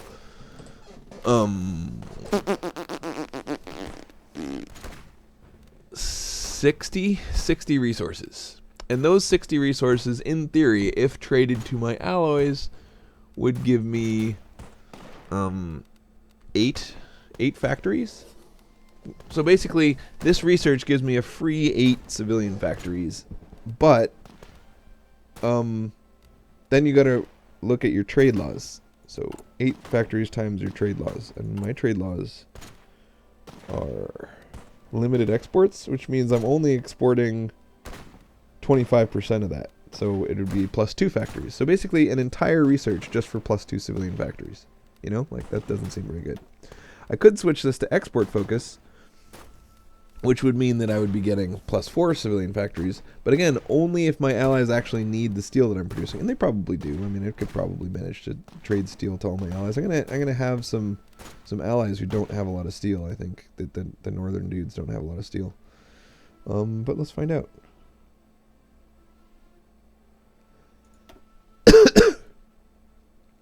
I got 50 steel over there, no steel here. Oh, they have 12 steel in Norway. Denmark has no steel. Spain has 30, 40 steel. Portugal has no steel. All of these dudes have their own steel, I think. Yeah. So again, even if it is 4 civilian factories, I don't think an entire research slot to get 4 civilian factories makes any sense. So I think this type of thing makes more sense for somebody who doesn't have the trading partners they need to get the resources they want. And I have plenty of trading partners to get everything I want, as long as I can keep the Netherlands and Portugal on my side. So I'm not going to get that. This is a little bit ahead of time. So a research that's not ahead of time takes 214 days. A research that is ahead of time takes 255. So it's a waste of 45 days. Might as well just come back and get that in 45 days. I don't know. That math is probably wrong. I don't know what the ahead of time penalty is. That's my point. And I don't think we're going to find out right now. So let's just go and make ourselves a radio. Radar stations, I think, are very valuable when you're trying to do naval bombing, which is a big part of our plan, is to do lots of naval bombing. So we will need these researches, but they won't help us immediately. So what's something that will help us right away? Something that will help us get more factories or better gear. Getting infantry weapons as soon as possible would help us get better gear, but Marines, we're definitely going to need those to do any sort of landings. Paratroopers also could be quite helpful. Transport planes and paratroopers. I've never even tried transport planes and paratroopers. This stuff won't be helpful immediately, but we're so far behind on it that it makes sense to research it at some point. We are going to need military police in 1939, but not right now. Field hospitals. I've always gotten field hospitals in the past because, like I said, as Germany, you have lots of factories and not a lot of manpower, so the less damage you take, the better, right? But I don't think we're going to be doing a lot of fighting anytime soon, except in Spain. Logistics company, same deal. Better engineers for dig-in stuff. Getting mobile light artillery so that our light armored divisions can have artillery with them, making our artillery do more damage. Getting anti-tank weapons. I don't think that's very useful. No, but we have like the best tanks, so it'd be silly to get anti-tank weapons. Let's start down the doctrine path of having a strong fleet. This makes our cruisers and battleships better. This makes our cruisers and battleships better. This makes our submarines better at killing cruisers and battleships. This makes our destroyers better. Destroyers, escort efficiency. Escort efficiency. I wonder what escort efficiency is. It makes them probably better at detecting subs. This makes our battleships have more armor. Battleships better at fighting. Battleships carriers better at carriering. And in the end, a big boost to naval anti-air attack, capital ship attack, and battle cruiser organization, making our navy better in general. Whereas over here, we get better at detecting subs and airplanes. We get better at naval targeting with carriers, convoy interdiction with submarines, raider patrols. What's a raider patrol? People actually send battle cruisers to raid things? That doesn't seem right. Oh, raiding convoys. I get it. I was thinking raiding the land, like Vikings. Like, no, we don't raid. Oh yeah, raiding convoys with your navy. I'm not going to be doing any of that because until my navy is big enough to kill the British navy, my navy is going to be hiding. So all of this stuff is useless. Focus on strong carriers. Killing subs. Targeting ships. So this is clearly what I want. And the question is whether I want to have strong battleships and cruisers or strong destroyers. Battleships and cruisers or destroyers. And destroyers are exclusively good at protecting convoys. And convoys are what you use to ferry troops over to England. So if we have like a bunch of max level, super strong tank divisions and we want to send them to England, and England still has a bunch of planes and a bunch of submarines, we're going to need destroyers protecting our convoys. And they're going to need to be as good as possible. So it does seem like improving our destroyer through naval whatever would be good. But beating the British fleet in the first place requires good battleships and cruisers. So, I don't know.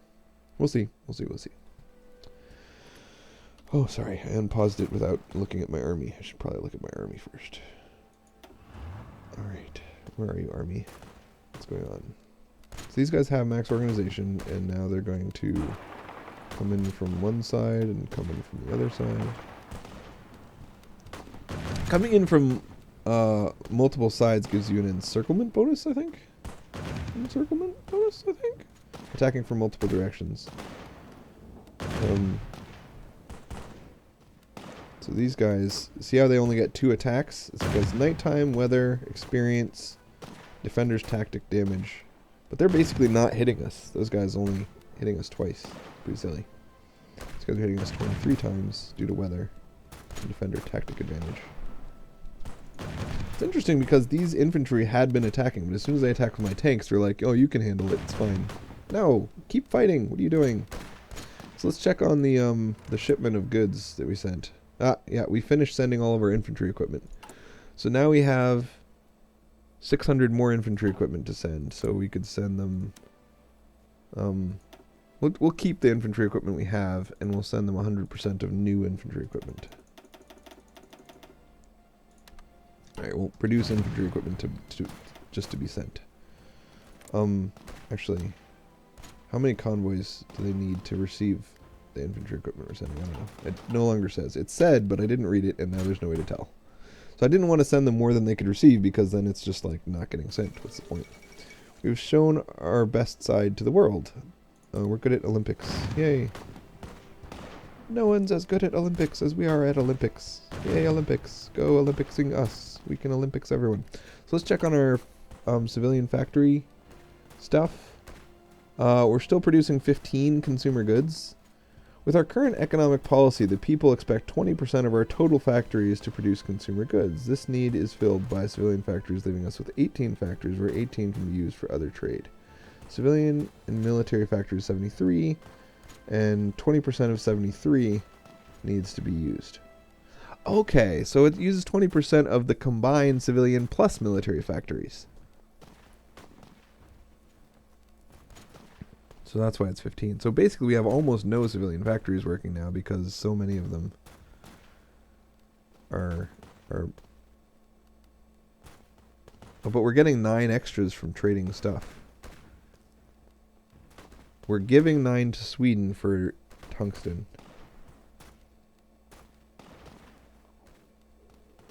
This is all the stuff we're buying. We're buying 9 things. It leaves us with only 9 factories actually producing stuff out of 33. But aren't we receiving additional factories from trading steel to anyone? Nobody wants our steel, huh? It's very sad. Please take our steel. We like you.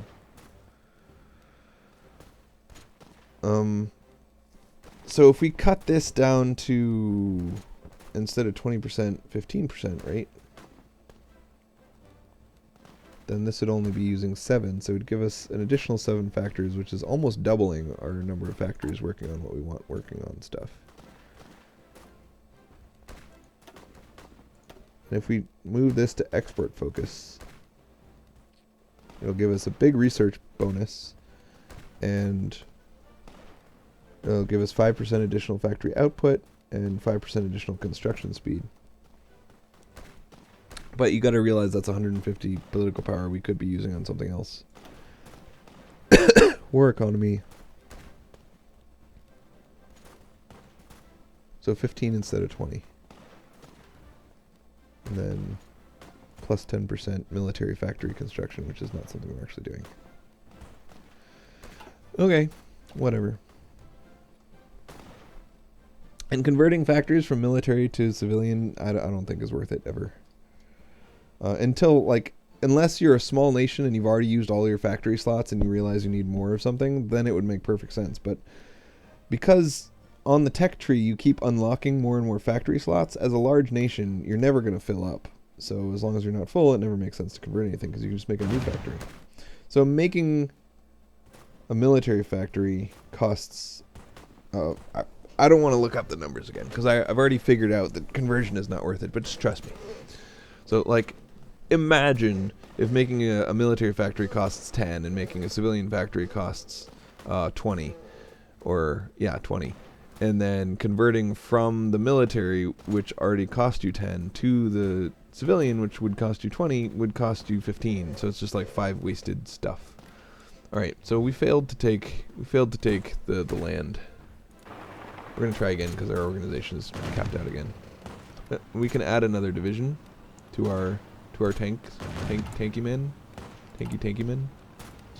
So let's add another light tank. Or maybe some artillery. Yeah, light tanks. Light tanks are fun.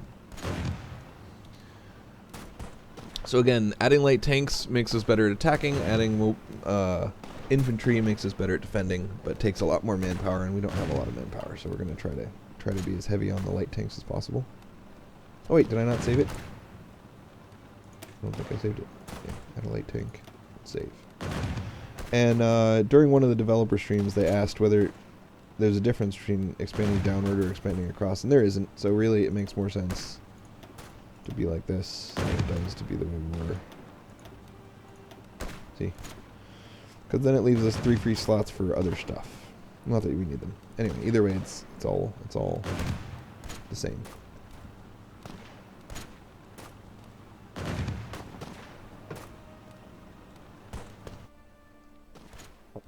Alright, so how's the organization going on this attack?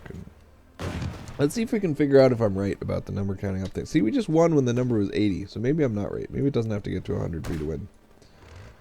I don't know what that number means, but I don't think it means what other people think it means. I think other people are wrong. I mean the people whose advice I've been taking. Like Scornfist said that it's how quickly the combat's going to end. And one of the dudes, there's this dude who makes really cool videos that you might want to look for, where he just watches the AI play the game. He plays in observer mode, and then he just jumps from nation to nation and watches what's happening. And he said that the numbers are the percentage chance for victory to be attained this month, which I think is crazy, because then a -5 red means that you could win. You have a 5% chance to win, and I don't think that's right. You don't have any % chance to win if the number is red. Okay. So we've wiped out a lot of divisions. Let's go see if we can cut off some divisions right here, and then encircle them and kill them. Alright, we need more political power if we can get it. Civilian to military factory conversion. Land fort construction speed. I don't care about speed of anything. Don't care about speed.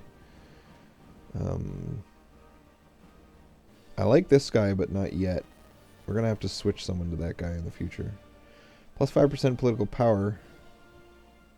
Better than nothing. Making the people we trade with like us. That seems useful.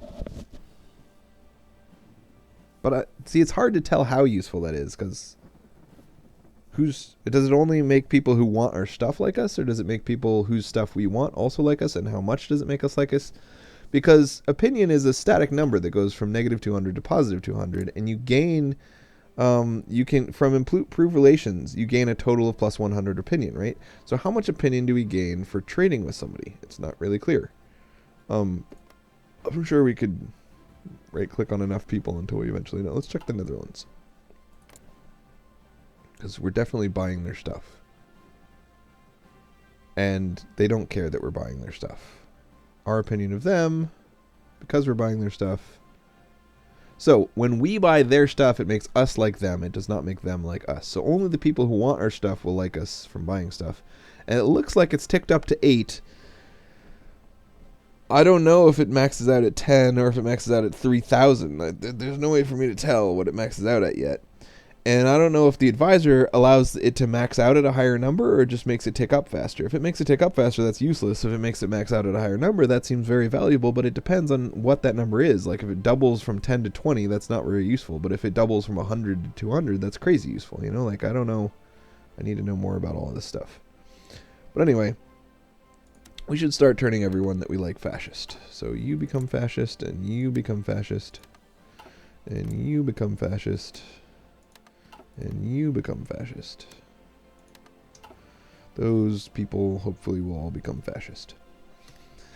And then we need more political power. And this guy, we know what he does. He keeps us fascist, which isn't usually a problem for Germany anyway.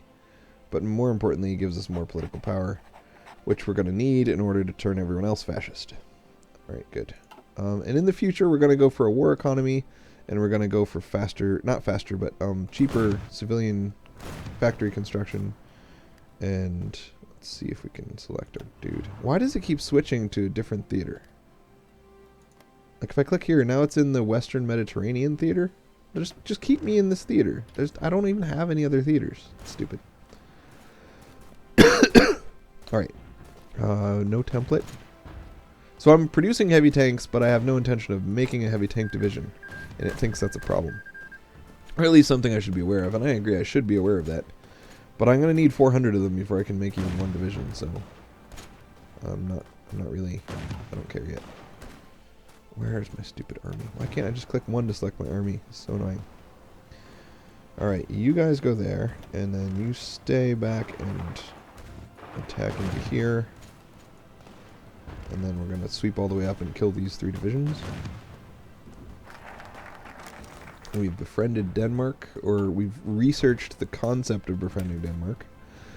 Gunboat diplomacy is not dead yet. Our naval expansion plans are well known to our little northern neighbors. In combination with their fear of our vastly superior armies, it should be easy enough to intimidate them into being part of our sphere of influence. So it gives them plus 50 opinion with us, and it gives them a fascist influence, which converts them to fascism without us needing to spend the political power that we're currently spending on it.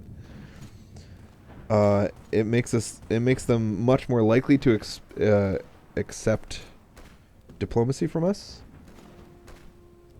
and it gives them an event that allows them to either, I don't know, probably choose to be okay with that or choose to not be okay with that. Next, we're going to try to befriend the Netherlands. I'm really hoping that we succeed in allying all those dudes, because if we can't ally the Netherlands and they join the Allies, that would be very bad. I'm worried that the Netherlands will join our war. I hope that it's possible to fight a war without them joining it. Because I need them to be neutral and so that I can get my rubber from them. Okay, stop. You push him out of there. I don't want you there. That's not a good place for you. I like that place. That can be my place.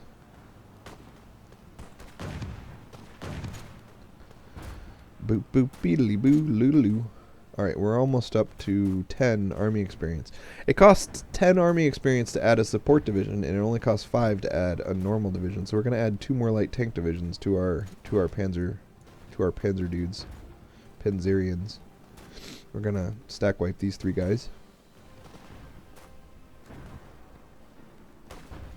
Splish, splish, splash. Splish, splash. I was stack wiping these 3 guys. Da, da, da, da. Pushing through the forests at minus 30%. Woohoo! We love minus 30%. It's the perfect amount of minus percentage. Ooh, stop it. Don't go into that mountain. That's my mountain. Ha! Attacking me in the mountain. Alright. How good are tanks at defending the mountains? There's no penalty for defending mountains with tanks. That's interesting. I thought there would be. Alright, so we want Madrid. We could do a pretty large encirclement, but we only have 2 divisions, so we like encirclements that are only 1 width.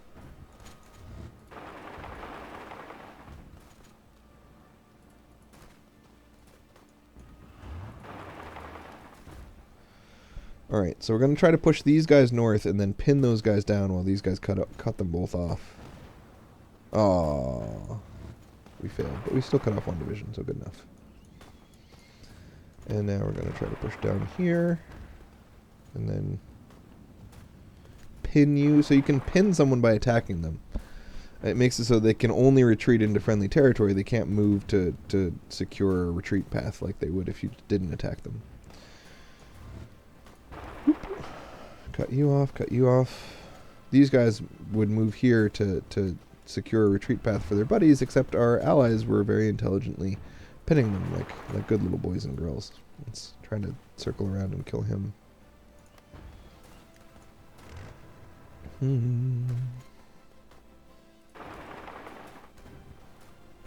think this whole area, we definitely need to save our friends. Ooh, only 13%. And we're out of organization. So he's pinning him though. Just moving reduces your organization, even if you don't do any fighting. So we're gonna... So these guys are going to fail to finish their attack, but we're going to wait and try to get organization on our secondary unit so that we can... Ooh, actually succeeded with no organization to kill those guys. That's funny. Alright, so you pin while you cut off. Yeah, the Spanish Civil War is just rife with cutting off and pinning, and it's like, you can kill everyone. It's crazy, because they don't have enough units to defend a line. The AI basically assumes that anytime there's combat, they should be defending a line. They should be defending the outside of something. And that was actually, historically, one of the big reasons that Germany won, was that they pushed through front lines and went into the backfield, you know, the blitzkrieg. So that same thing happens as you would expect it to. Let's get our combat width up to 18. And we'll add 1 more division of light tanks later.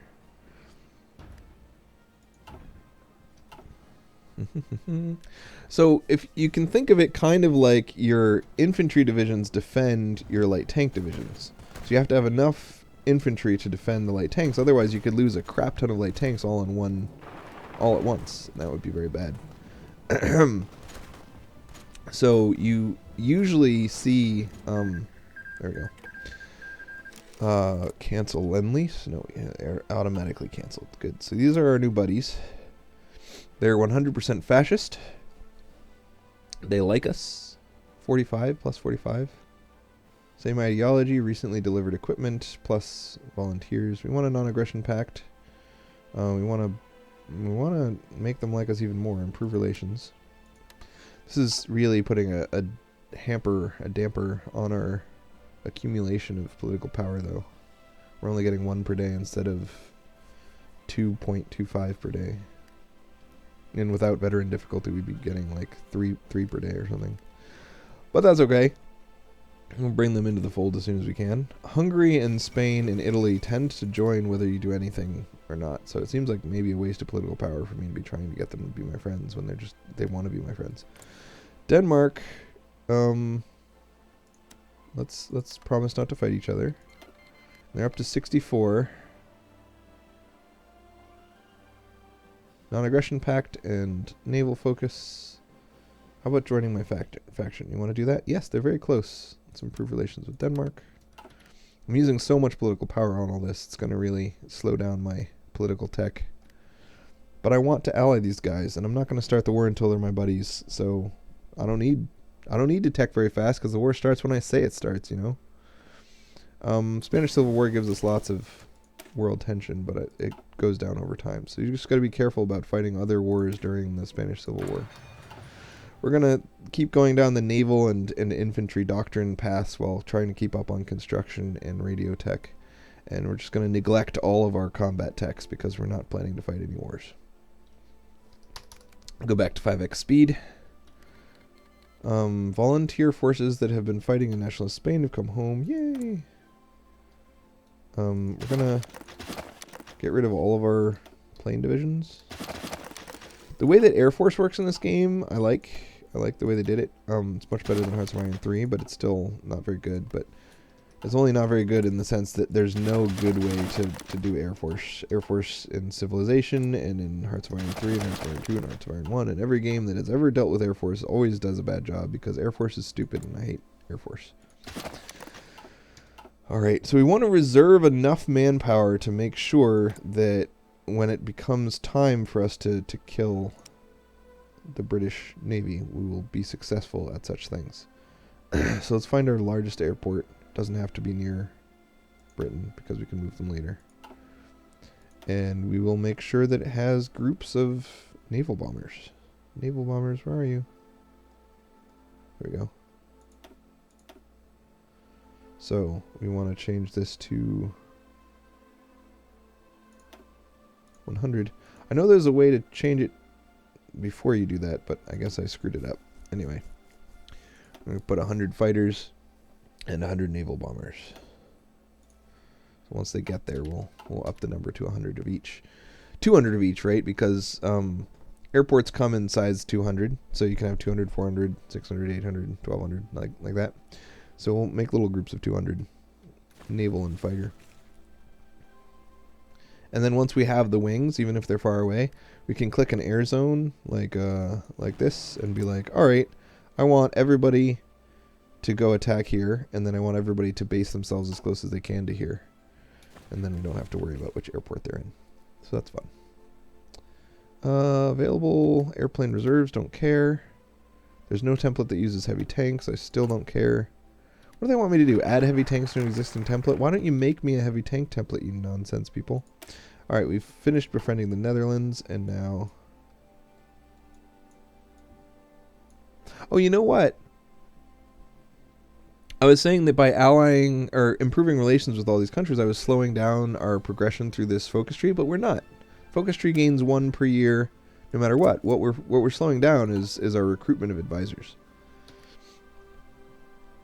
Alright, so I befriended someone else besides the Netherlands. I didn't really read it, but I'm going to get all of them anyway, so it doesn't really matter who it was. Probably Sweden or Norway. Alright, so this is making them slightly more fascist, and I'm also making them slightly more fascist. Their fascism is coming fast. They're going down the political focus tree, which allows them to protect themselves against becoming fascist if that's what they want. Hopefully that's not what they want. Hopefully they want to be my buddies. Armament effort. Armament effort. I don't know what that is, but it doesn't sound like it's going to stop them from becoming fascist. Let's do access just to make sure that... I mean, in some games, like in HO4, access gives you opinion. Yeah, military access plus 30 opinion, so we should probably do that with Denmark as well. We've finished one of the construction techs. We're going to keep progressing down the construction tech trees. Military access and military access. Looks like I have a free research slot by accident. More construction techs. We'll get radio techs later. Alright, lots of happy things. Lots of happy things. Let's go up to Sweden and see if they want lots of happy things. They do not, neither does Denmark. They are not our buddies yet, but soon they will be our buddies. Yay for buddyism. Alright. These guys are halfway up to level 4, and Rommel is still just level 4. 14% of the way to level 5. So he had some fun in the Spanish Civil War, but not a lot of fun. Let's get our fleets. I kind of want our fleets in the Mediterranean because that's where we're going to need them first. And I don't think it's going to be easy to move them there once the war starts. Do you think we can base them in Spain? No, I think we need to add Spain to the faction before we can base them in Spain. But for now, we'll hide them up in the Baltic. La la la la.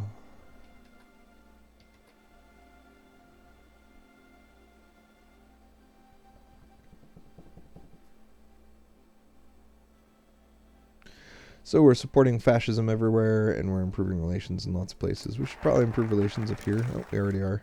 Befriend Norway, and next we're going to befriend Sweden. Alright, so let's make sure Norway likes us as much as we can.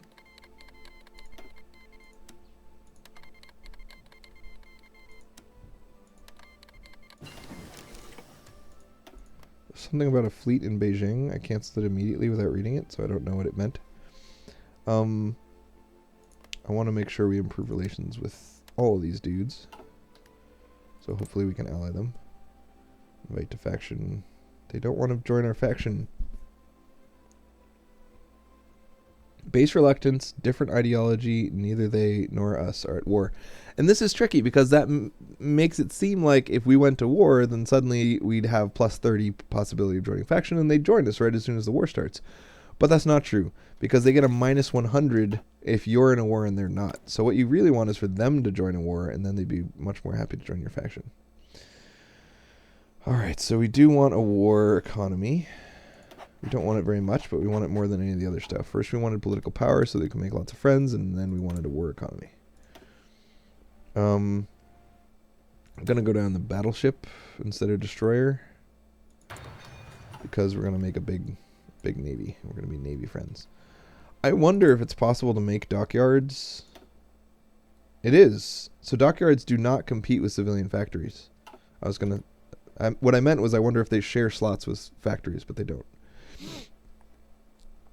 We need just a little bit more army experience to add more light tanks to our light tank divisions. We currently have enough of everything because we haven't been making any divisions. In order to start stealing land from people, we do want a whole crap ton of infantry divisions. And infantry divisions, we're gonna delete them after we make them, but we want a bunch of them. And I think we're gonna make them garrison, which means don't give them lots of gear. Should allow us to train them faster. I'm not really sure if it will or not. Alright, make an infinite number of divisions of infantry. Go. And this, we're just going to do this until our manpower is at 0. And that should allow us to steal land from Austria and Czechoslovakia and Poland and stuff like that. But we don't want to do any of those things until we have lots of friends because we want to be super friendly to people. So, befriend Sweden, success. Yay, Sweden. Here are our best buddies. So next we wanted to befriend Japan so that they can beat up the British Raj. Oh, the humanity. The Hindenburg disaster. So sad, so sad. Sorry, we need to tell these guys where to pop out. I don't really care where they pop out, so we're just going to pick a place at random. Oil in Romania is scarce suddenly. I don't know why. Is Romania fighting someone? How come you're not sending us the oil that we want? Let's see if that changes after a while. Marco Polo bridge incident.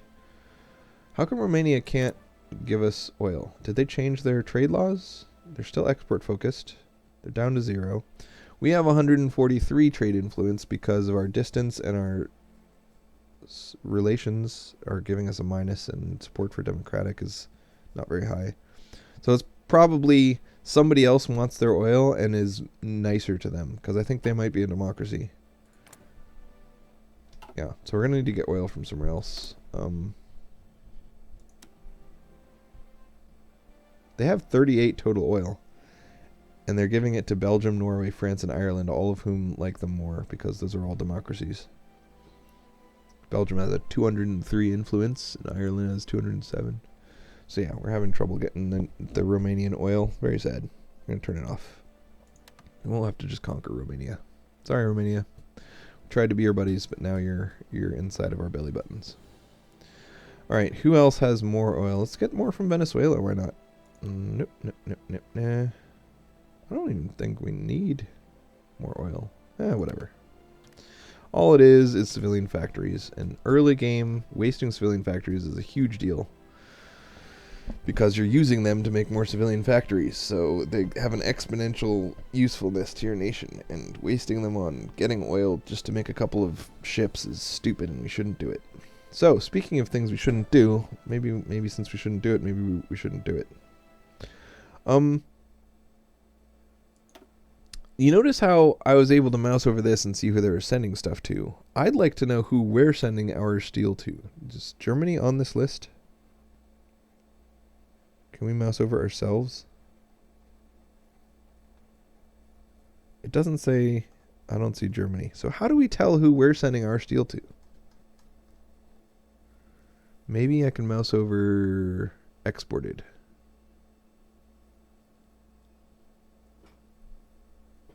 Out of 117 steel, we have 117 left for export because nobody wanted to buy our steel. That's really sad. Poor steel. Well, makes sense why Germany doesn't start as an export-focused country then, if no one wants our stuff anyway. Very sad. Hopefully once we flip everyone fascist, things will change. Alright, can we... Do we even need to support coups, or will people just peacefully become fascist? I think if we get fascist support above 51%, they might just become fascist, because why not? We want you guys to be in our faction too. But these guys have no intention of joining our faction because the Spanish Civil War was awful, and nobody likes fighting another war after you fought a war. And guarantee their independence. Does that make them like us? Yeah, that makes them like us a lot. We should guarantee everyone's independence. Improved machining tools. More civilian factory building stuff. We want lots of civilian factory buildings. Alright, so we can't... So we can spend political power to guarantee nations. I'm doing it. Let's guarantee everyone. It's going to be great. We're going to guarantee your face. Quite the achievement, little lady. She flew across the whole world and didn't even die. Does that mean that she becomes an ace for America, or like is she not American? Maybe she becomes an ace for Great Britain. It is German territory. The remilitarization of the Rhineland. I did not intentionally send troops to the Rhineland. I don't know how they got there. What happened? Somebody sent troops to the Rhineland and ruined it for everyone. Oh, okay. I researched the remilitarization of the Rhineland tech. Sure, that's fine. I did that as a precursor to befriending Japan, right? Where's befriend Japan? Befriend Japan. Let's befriend Japan. Make everyone fascist. It'll be great. Japan declares war on China. Let's send Japan some stuff. Dearest Japan, we would like a non-aggression pact with you. I'm going to send you some volunteers. I'll send you Erwin Rommel. It'll be fun. I'd also like to lease you 100% of our infantry production, just like we did with the Spanish. Good. Nothing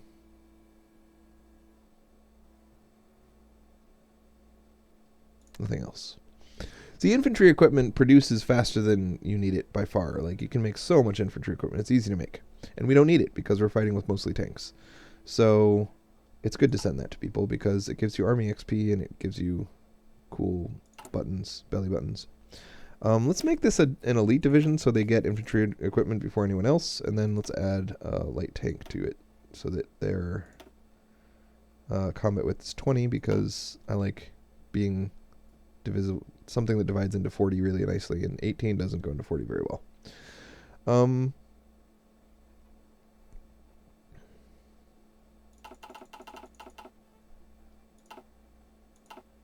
Alright. We'll make units slightly slower, more slowly, but they'll actually pop out at some point. Not that we need them, but I'm just trying to get... There's a so in order to do certain of these things, like this one, you need 550,000 manpower worth of troops on the field. And in order to see how many troops we have on the field, we need to, I don't know. I know that I found it once upon a time. Details. Does it not tell us? I found it once upon a time. There's a thing you can mouse over that tells you how much manpower you have on the field so far. Anyway, doesn't really matter because we're just going to put all of our troops on the field anyway, so eventually that will be enough. All right, we have more than 150 political power, but I want to use it to guarantee everyone, so let's guarantee some people. Can only guarantee fascist nations. Well, that's sad. I wanted to guarantee some people. Fine. Don't want me guaranteeing you. I'll punch you right in the face. Invite to faction? No. Japan, invite to faction? They're fascist already. They're at war and we're not, so that should make them want to join our faction. But they're a major nation, and major nations don't like joining factions unless they feel like they need to. So we've sent them a lend-lease, we've sent them some volunteers. We don't need to boost party popularity because, duh. We'd like to... They don't like us right now. Befriended the Dutch. Whatever. We like the Dutch. You don't like the Dutch? I guess the Dutch are interfering in their... over here, you know. Japanese are not big fans of the Dutch, apparently. Sorry about that. Well, I need the rubber. So either Japan takes those islands and gives me rubber, or I stay friends with the Dutch. But Japan's not going to be neutral. Japan is fascist and likes to kill everyone.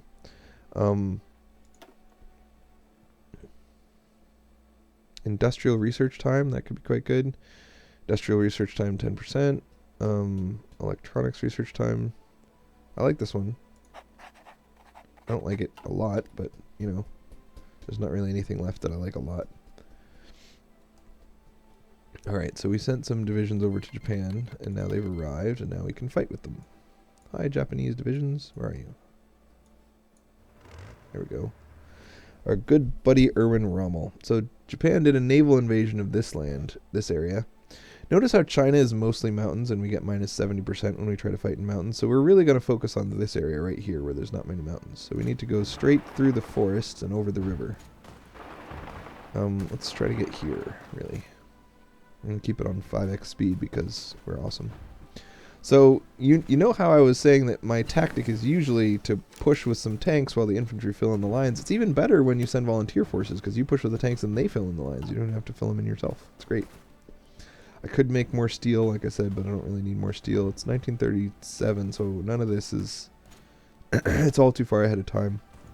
Let's just get us some radios for reinforcement speed. I wonder if we have supply problems with our Rommel. Do we? Looks like attrition. It's very hot. We're not used to being outside of Europe. We don't like being so hot. Alright, we're going to help win the defensive battle here. Then we're going to counterattack against these 9 Chinese divisions. They have 88 width and we only have 40. Looks like they're hitting pretty hard. They're exceeding the combat width, so minus 20. Because combat width is only 80. If we flanked them, then they'd actually do more damage. That's kind of funny. Their hardness attack is only 7. And we have a lot of hardness. So you notice how we get this shield on us that says none of them can pierce this division's armor. So only their hardness attacks are actually doing damage. Their softness attacks are not doing damage to us because we are harder than the hardest of their piercingness.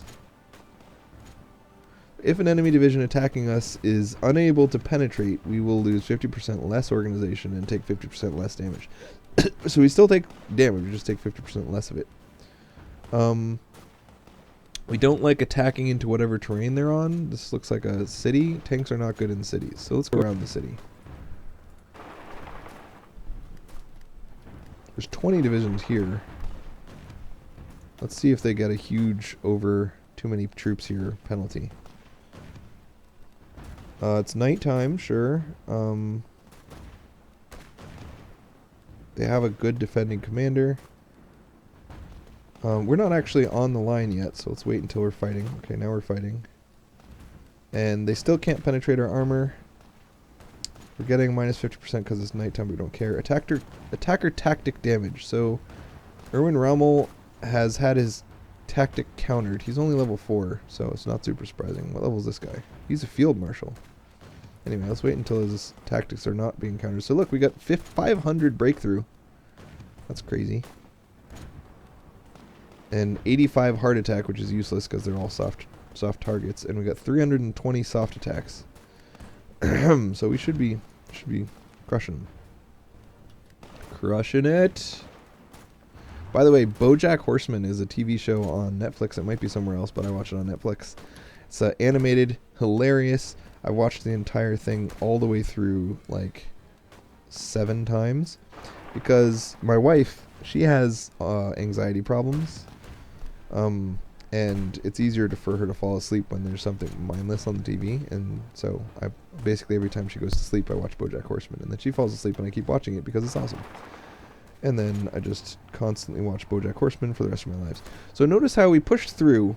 And they immediately sent infantry to help us to defend our new territory. But they're so slow that we had already pushed through to another territory and another territory and another territory, really reinforce the first territory. Non-mobile infantry are very bad at extending the line and holding the line like that. So you end up, after you make pushes like this, you end up having to hold them. So notice how this mobile infantry sprinted down here to help me defend this area. Good. Alright, so now we can crush these encircled troops. Make them very sad. Bye, encircled troops. Alright, so we're going to try to continue pushing through non-forest, non-mountain areas. So maybe we'll hug this river and then... No, let's just make little... Let's make a little trap for this guy. Alright, everyone go down there.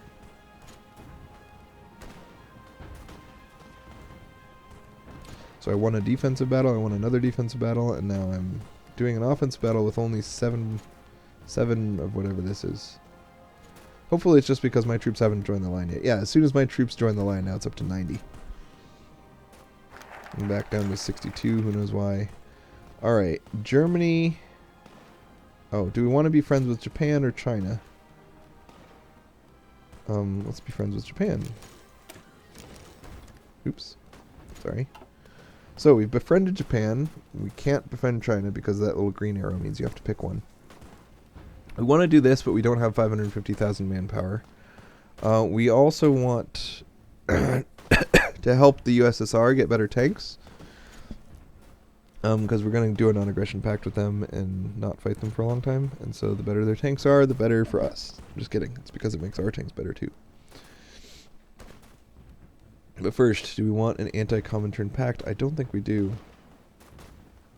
This makes lots of nations like us. Poland likes us, Estonia likes us, Latvia likes us, and 8 other people also like us. It makes the USSR dislike us. Making people like us is a big part of what we've been doing. So it's, I mean, making people like you is good, but I just don't want to ally with anyone east of me. I want to kill all the eastern people. I want to make allies in the west, bro. So let's see if we can turn anyone fascist yet while we're at it. You still don't want to join our faction, and in fact you're not even close. We maxed out improved relations with them, and now it's resetting back down to 0? Or did we not improve relations? Invite to faction. Come on. Where are you? There we go. They're not even really close. They've got almost 50% support for fascism, though. These guys' fascist support is pretty high. These guys' fascist support is pretty high. But these guys are starting to try to become neutral. I think they took a diplomatic tech that makes them want to be neutral. Let's make friends with them. Make them their buddies. Yay, Sweden.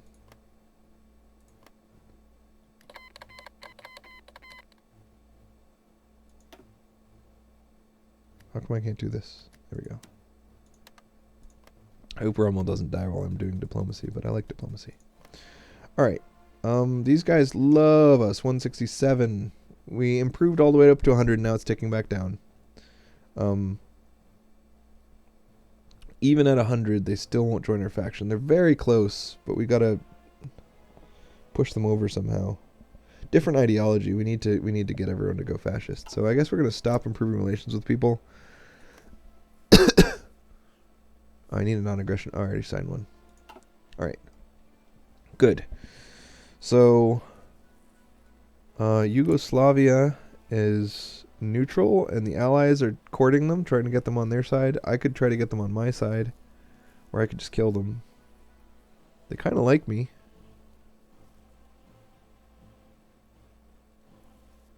I don't really need the political power I have coming in for advisors, because I've got all the advisors I really care about.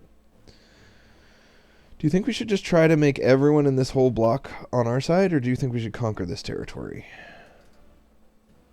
And Italy is another big question. Italy can take care of Africa for me, and I really don't want to be bothered with Africa. Africa's a pain in the ass, so I'm gonna try to ally Italy. Alright, we finished 2 of the tactical things. Sweden has accepted our request for a non-aggression pact. Italy has accepted our non-aggression pact. We can guarantee Italy, that's fun. Alright. Their relations are very high, just like Denmark. But they still don't want to join because it's not enough world tension, I guess. I think maybe we do want to ally everyone over here. I mean, we are going to gobble up Austria and some of Czechoslovakia and some of Poland, because you can do that for free just by taking political stuff. Unfulfilled imports from Iran. Man, Iran doesn't like us either. Frickin' Iran. And we're gonna have to get everything from Venezuela at this rate. Yeah, if we if we swap Romania to our faction, we still might not be able to get very much of their oil. And if we want to have enough oil, I think we have to conquer Romania. So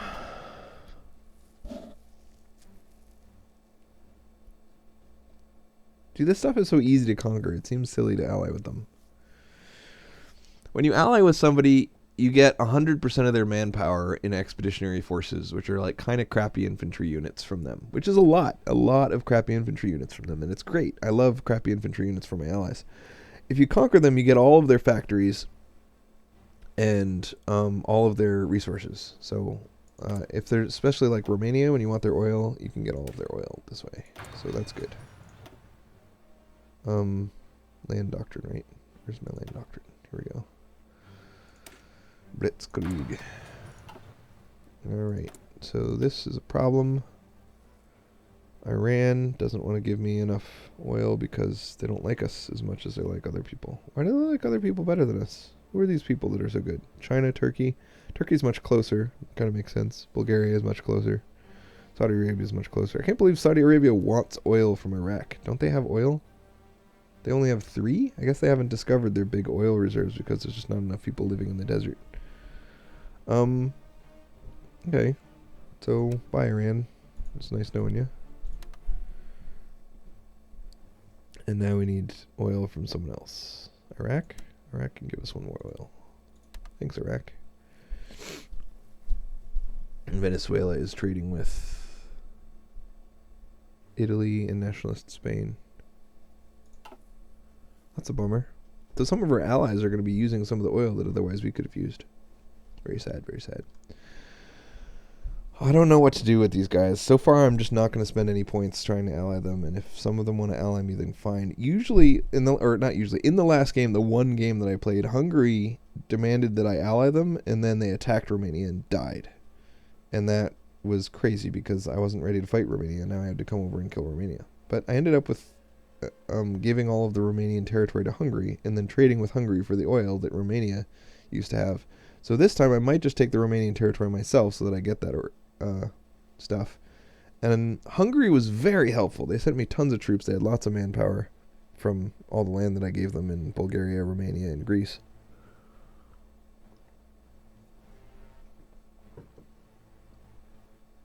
But it's possible if I can get enough factories, then I won't need manpower and I won't need infantry, and I can just do it myself. So I don't know. I still think I'm going to conquer the East and befriend the West. We'll see. So let's go check on Mr. Rommelpants. He's being attacked while also attacking. They're attacking me and I'm attacking them. My organization is getting kind of low. It's at like 70%. It looks like we're still winning this fight, but we're getting attacked over here. We're getting attacked over here. Now we're attacking, but all of those attacks against us got us off the front line. I don't think we're... No, now nobody's attacking but us. It's just us against 1 million infantry. Ooh, and these infantry have very little hard attack, but doesn't matter because there's so many of them.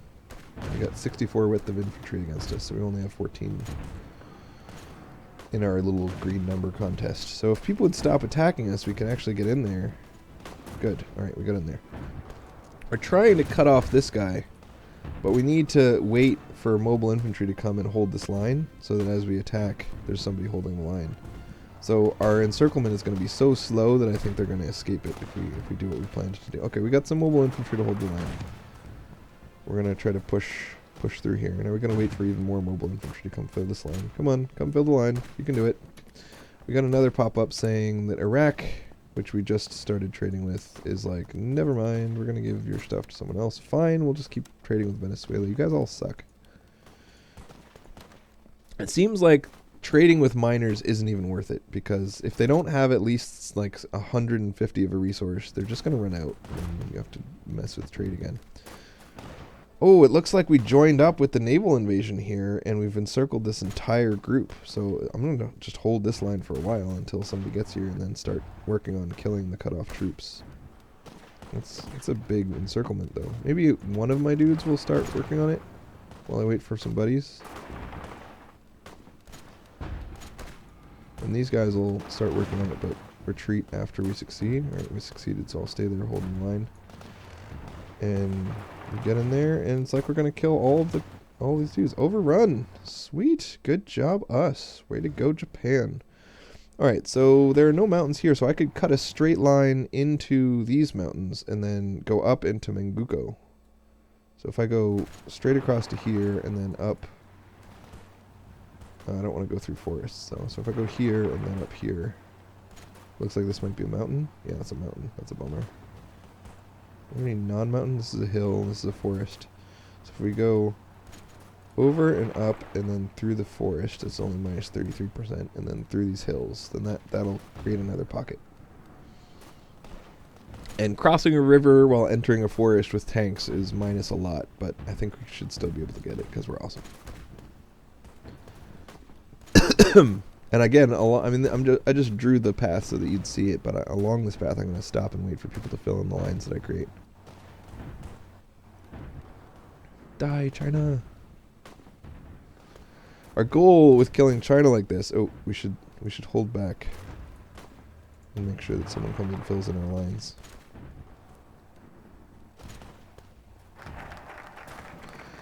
The goal with a quick elimination of China and Japan having tons of infantry equipment is for them to go fight the British Raj, because we're not fans of them. And Britain is getting a lot of stuff from India. They get all their rubber from over here, I think.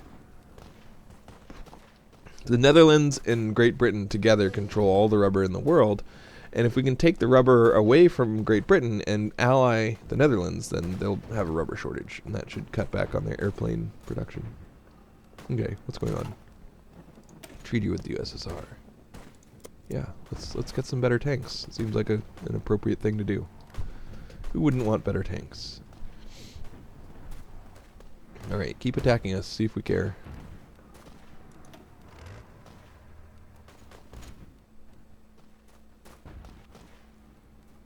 See, this is confusing. Like, this guy attacks us with really high green numbers for me, and that guy attacks us with really low green numbers for me, and in both cases I won. In both cases it was pretty quick. What was the difference between the high numbers and the low numbers? I don't get it. Alright, people have filled in this line quite well, so we're gonna move over and start pushing forward, creating a bigger encirclement.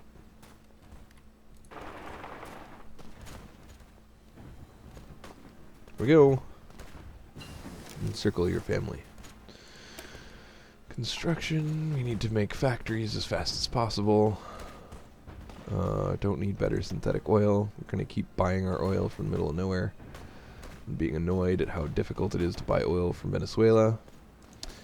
We're working on our naval doctrine. We're working on our land doctrine. Should we work on our air doctrine? Is there an air doctrine that gives us better naval bombing? By bombing the enemy's factories, no. By improving our close air support, nah. Tactical bombers are flexible and can do stuff. I don't want any of those. I want naval bombers. Does any of this give me a bonus to naval bombers? Look for a picture of like a black ship. Oh, there we go. Naval efficiency 10%. 10%. Am I going to research all of this just for 10% naval efficiency? Alright, so this one is air support mission efficiency. I don't know what that does. Air support? What's the difference between air superiority and is air support the opposite of air superiority?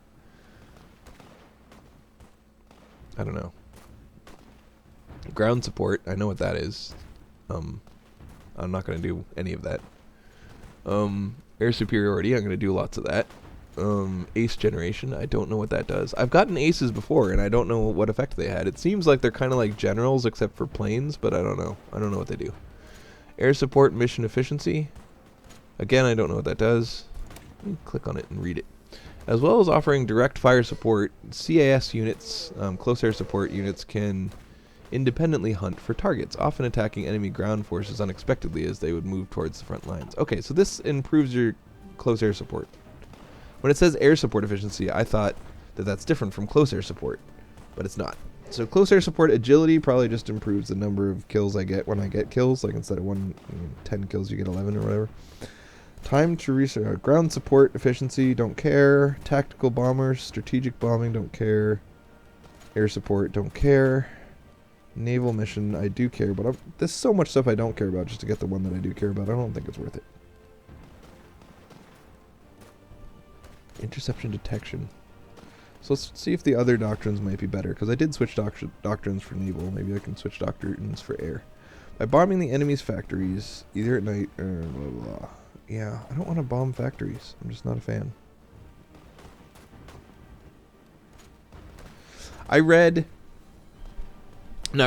read with my eyes, but I read in the sense that somebody else read and then said on a YouTube video that if you look at the total IC in Hearts of Iron 4 industrial capacity used to create the planes and bombs and ammunition that bombed London, it ended up costing more to bomb London than you cost London in being bombed. So it was just not worth it. We shouldn't be bombing them with planes. It makes no sense. Interception detection. Bombing ships makes a lot of sense because they're slow to replace. Interception, ace generation. What's interception? That's probably fighter versus fighter. We probably need some of that. Ground support. Fighter detection. Air support. Heavy fighters. Naval mission plus 10%. Strategic bombing 50%. Air superiority. So this one does seem a lot better than that one, but none of them seem good, so I'm just not going to do any of them. Let's just get really good naval bombers. Where are my naval bombers? Just make 1940s naval bombers? No. Can't do any of this until 1940. So I guess we just ignore our Air Force altogether. Sorry, Air Force, you just don't have anything worth getting. Engineering, we're already getting. Naval. We're already getting Doctrine, but can we start working on a better class of destroyers? 1940. What's this? What is this? I don't understand. It doesn't say what it is. Is it a battlecruiser? Is it a battleship? The Admiral Hipper class heavy cruiser were first heavy cruisers of the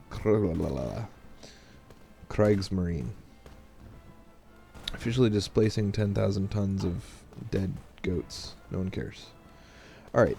Oh, it says over here battle cruisers. Good. No, cruisers. Okay, so we need really good destroyers, but we're pretty good on that. We need good battleships. I can't believe we didn't have this yet. Holy crap, we need to get that.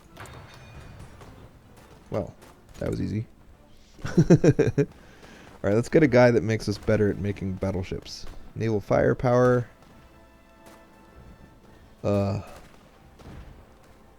Atlantic Fleet Designer. Yeah, I think this is the one we want. It gives you plus 10% armor, plus 50% armor on carriers.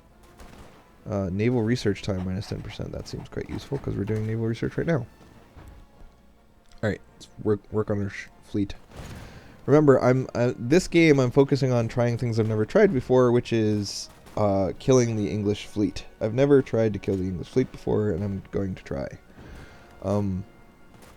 It isn't to say that I think it's a good idea or that I think it will work, but just that that's what I'm doing.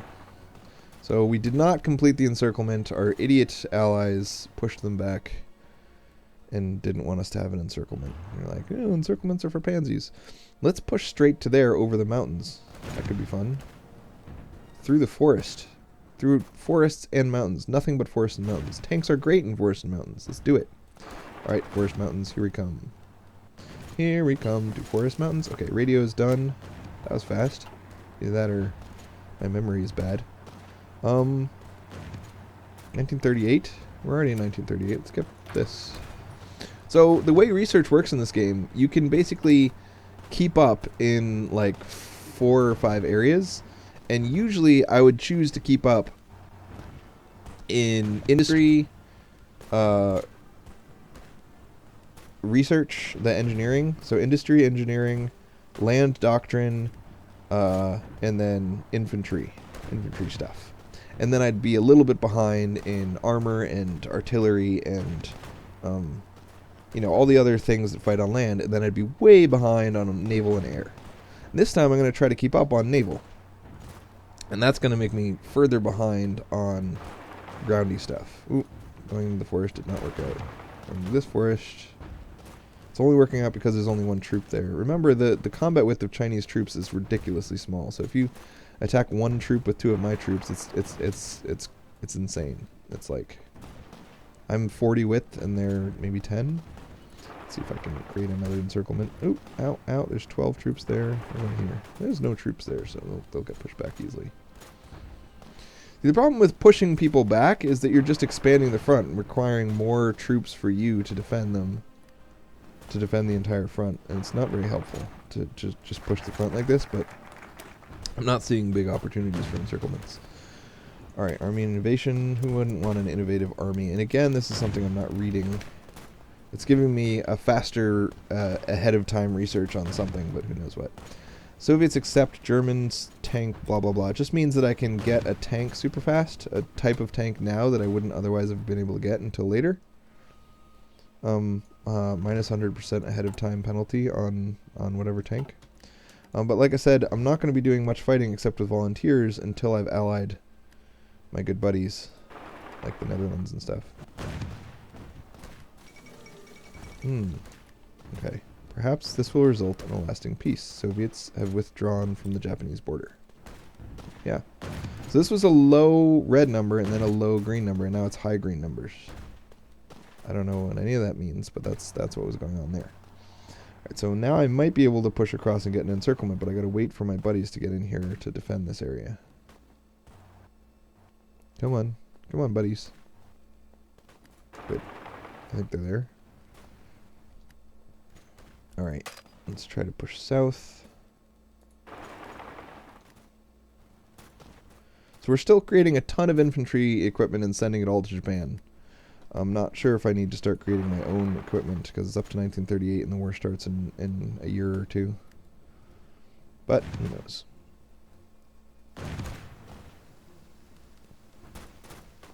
So one of the primary strengths of the German army is that you get these ahead of time bonuses on the Blitzkrieg land doctrine and on heavy tank and light and medium tank production.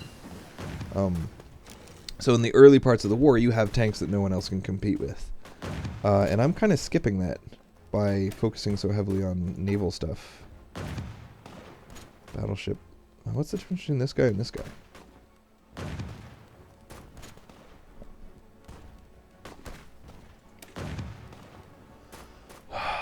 This is a battleship. That was an improvement over the H-39. I don't know what that means. It's better than something, but who knows what. This is annoying. Production cost 26. Production cost 15. So this costs a lot more. It's better at piercing things. Who knows what that means? It's got a lot more hit points. It's a lot... No, it's the same speed. Uses the same port capacity, evasion, short bombing, bombardment. It's better at shore bombardment, which I don't think I care about. I didn't even know shore bombardment was a thing, actually. That's interesting. I wonder if fighting on a shore that's being bombarded by battleships is harder. I bet that's the case. Not that it's going to matter to me, because what I really want is to be good at killing enemy destroyers and air.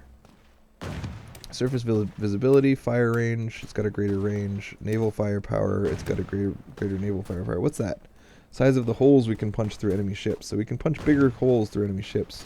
We have more guns, though, so that we can kill smaller ships quicker. We're not better at anti-air. We have better armor. We have more max range, but I don't think max range matters. That's how far you can sail, right? Yeah, so if we have a bunch of destroyers and a bunch of battleships, then it doesn't matter what the range of anything is except the lowest thing. You know? We're definitely going to have some level 1 battleships with us, so we're going to be stuck to whatever their range is. We can't just... Oh, if we got something that makes us better at destroyer and cruiser techs, we could get ahead of tech on these two things. It still takes 300 days if we go now. If we wait until the time is right, it'll be much faster. Carriers, we don't have even a concept of carriers. Transports, what are transports? Invasion preparation time, minus 50%. So these don't actually unlock a thing that you can create. They just make your convoys better at transporting troops. Yeah, and I like that. That's good. But I'm not going to get it until 1940. Alright, so we got reasonable subs, but we're going to fall behind on that. I think we should make this. I'm not sure. Could wait until 1940 to make this instead. This only takes 188 days. It's pretty cheap, and it makes us better ships. So I don't even think we're going to switch production of our... Like, currently we're making the old class of ship. We're making one of it, and it'll be done in a year and a half. We're not going to start production on the new class of ship, because in 180 days we'll get an even better new class of ship. So we're just making level 2 destroyers and level 1 heavy cruisers. Anyway, naval is interesting. I've never really paid any attention to it before, so... A lot of it is just guesswork as to how much any of this stuff is going to matter, because theoretically, if I have enough naval bombers on land, and I station my navy in the English Channel, then the naval bombers should do all the fighting. Alright, let's cut... Let's increase naval bomber production and fighter production. Maybe like that. And then we're going to cut light tank production. Whoop. And motorized production. Interesting. Alright, let's make maybe this much and this much. We're going to need a lot of rubber for that, but luckily we're friends with the Netherlands, so it's all good. Let's get us some rubber in the Netherlands. Trade, trade, trade, trade. Where's trade? Trade. I thought this was trade. There we go. Netherlands rubber. And then that gives us one left over that we can't fill, so we'll reduce this by 1. Boop, by... Now we've got enough rubber, but we need... No, yeah, we got enough rubber. We need to increase something by 1 factory.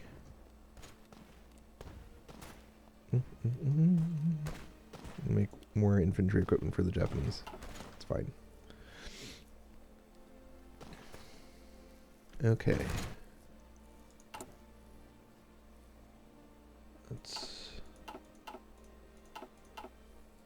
There we go. Since we're sending all of our infantry equipment away, we're not doing a very good job of filling our... We want to have enough infantry so that we're allowed to steal land from Austria. I think we have to do that soon because the war's starting pretty soon. So we might need to stop sending infantry equipment to Japan, but they're not done killing China yet. And if we stop sending them infantry equipment, then... Which is more important? Getting territory in the east without accruing aggressive expansion, or winning in China? I think winning in China is really important. Do you want to join my faction yet? Do you want to become fascist yet? That's the real question. What about you? You're very close to wanting to become fascist. Everyone's very close to wanting to become fascist. Spain doesn't want to be... What? How could you not want a non-aggression pact? That's crazy.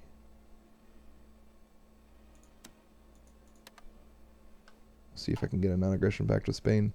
Not that I'm scared that they'll attack us, but it just gives us additional opinion. Alright, we did another naval invasion down here. If I push south, I'll have to cross some mountains, but we might be able to make a huge pocket and cut off Nanjing. I'm working on a pocket already, though, so I'll stick with what I'm doing.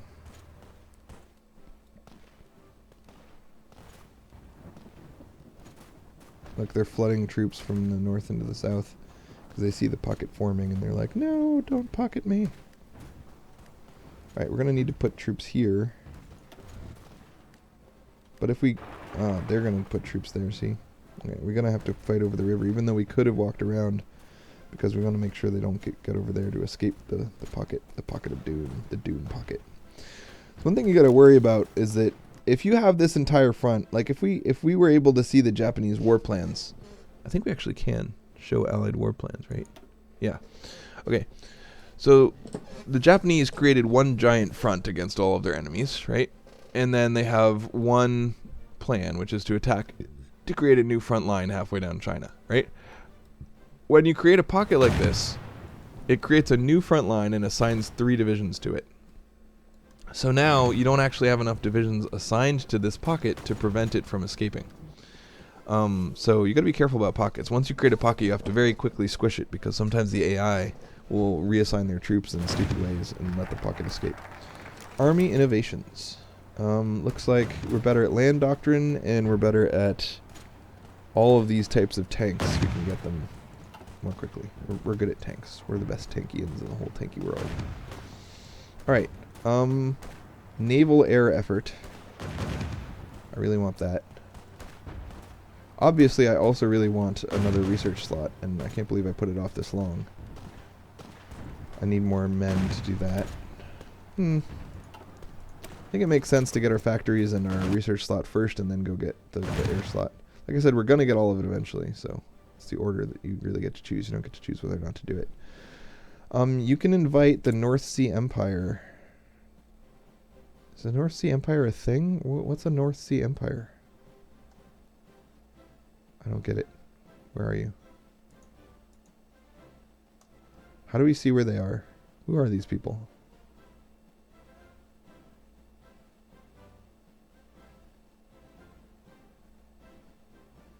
What's a North Sea Empire? Come on.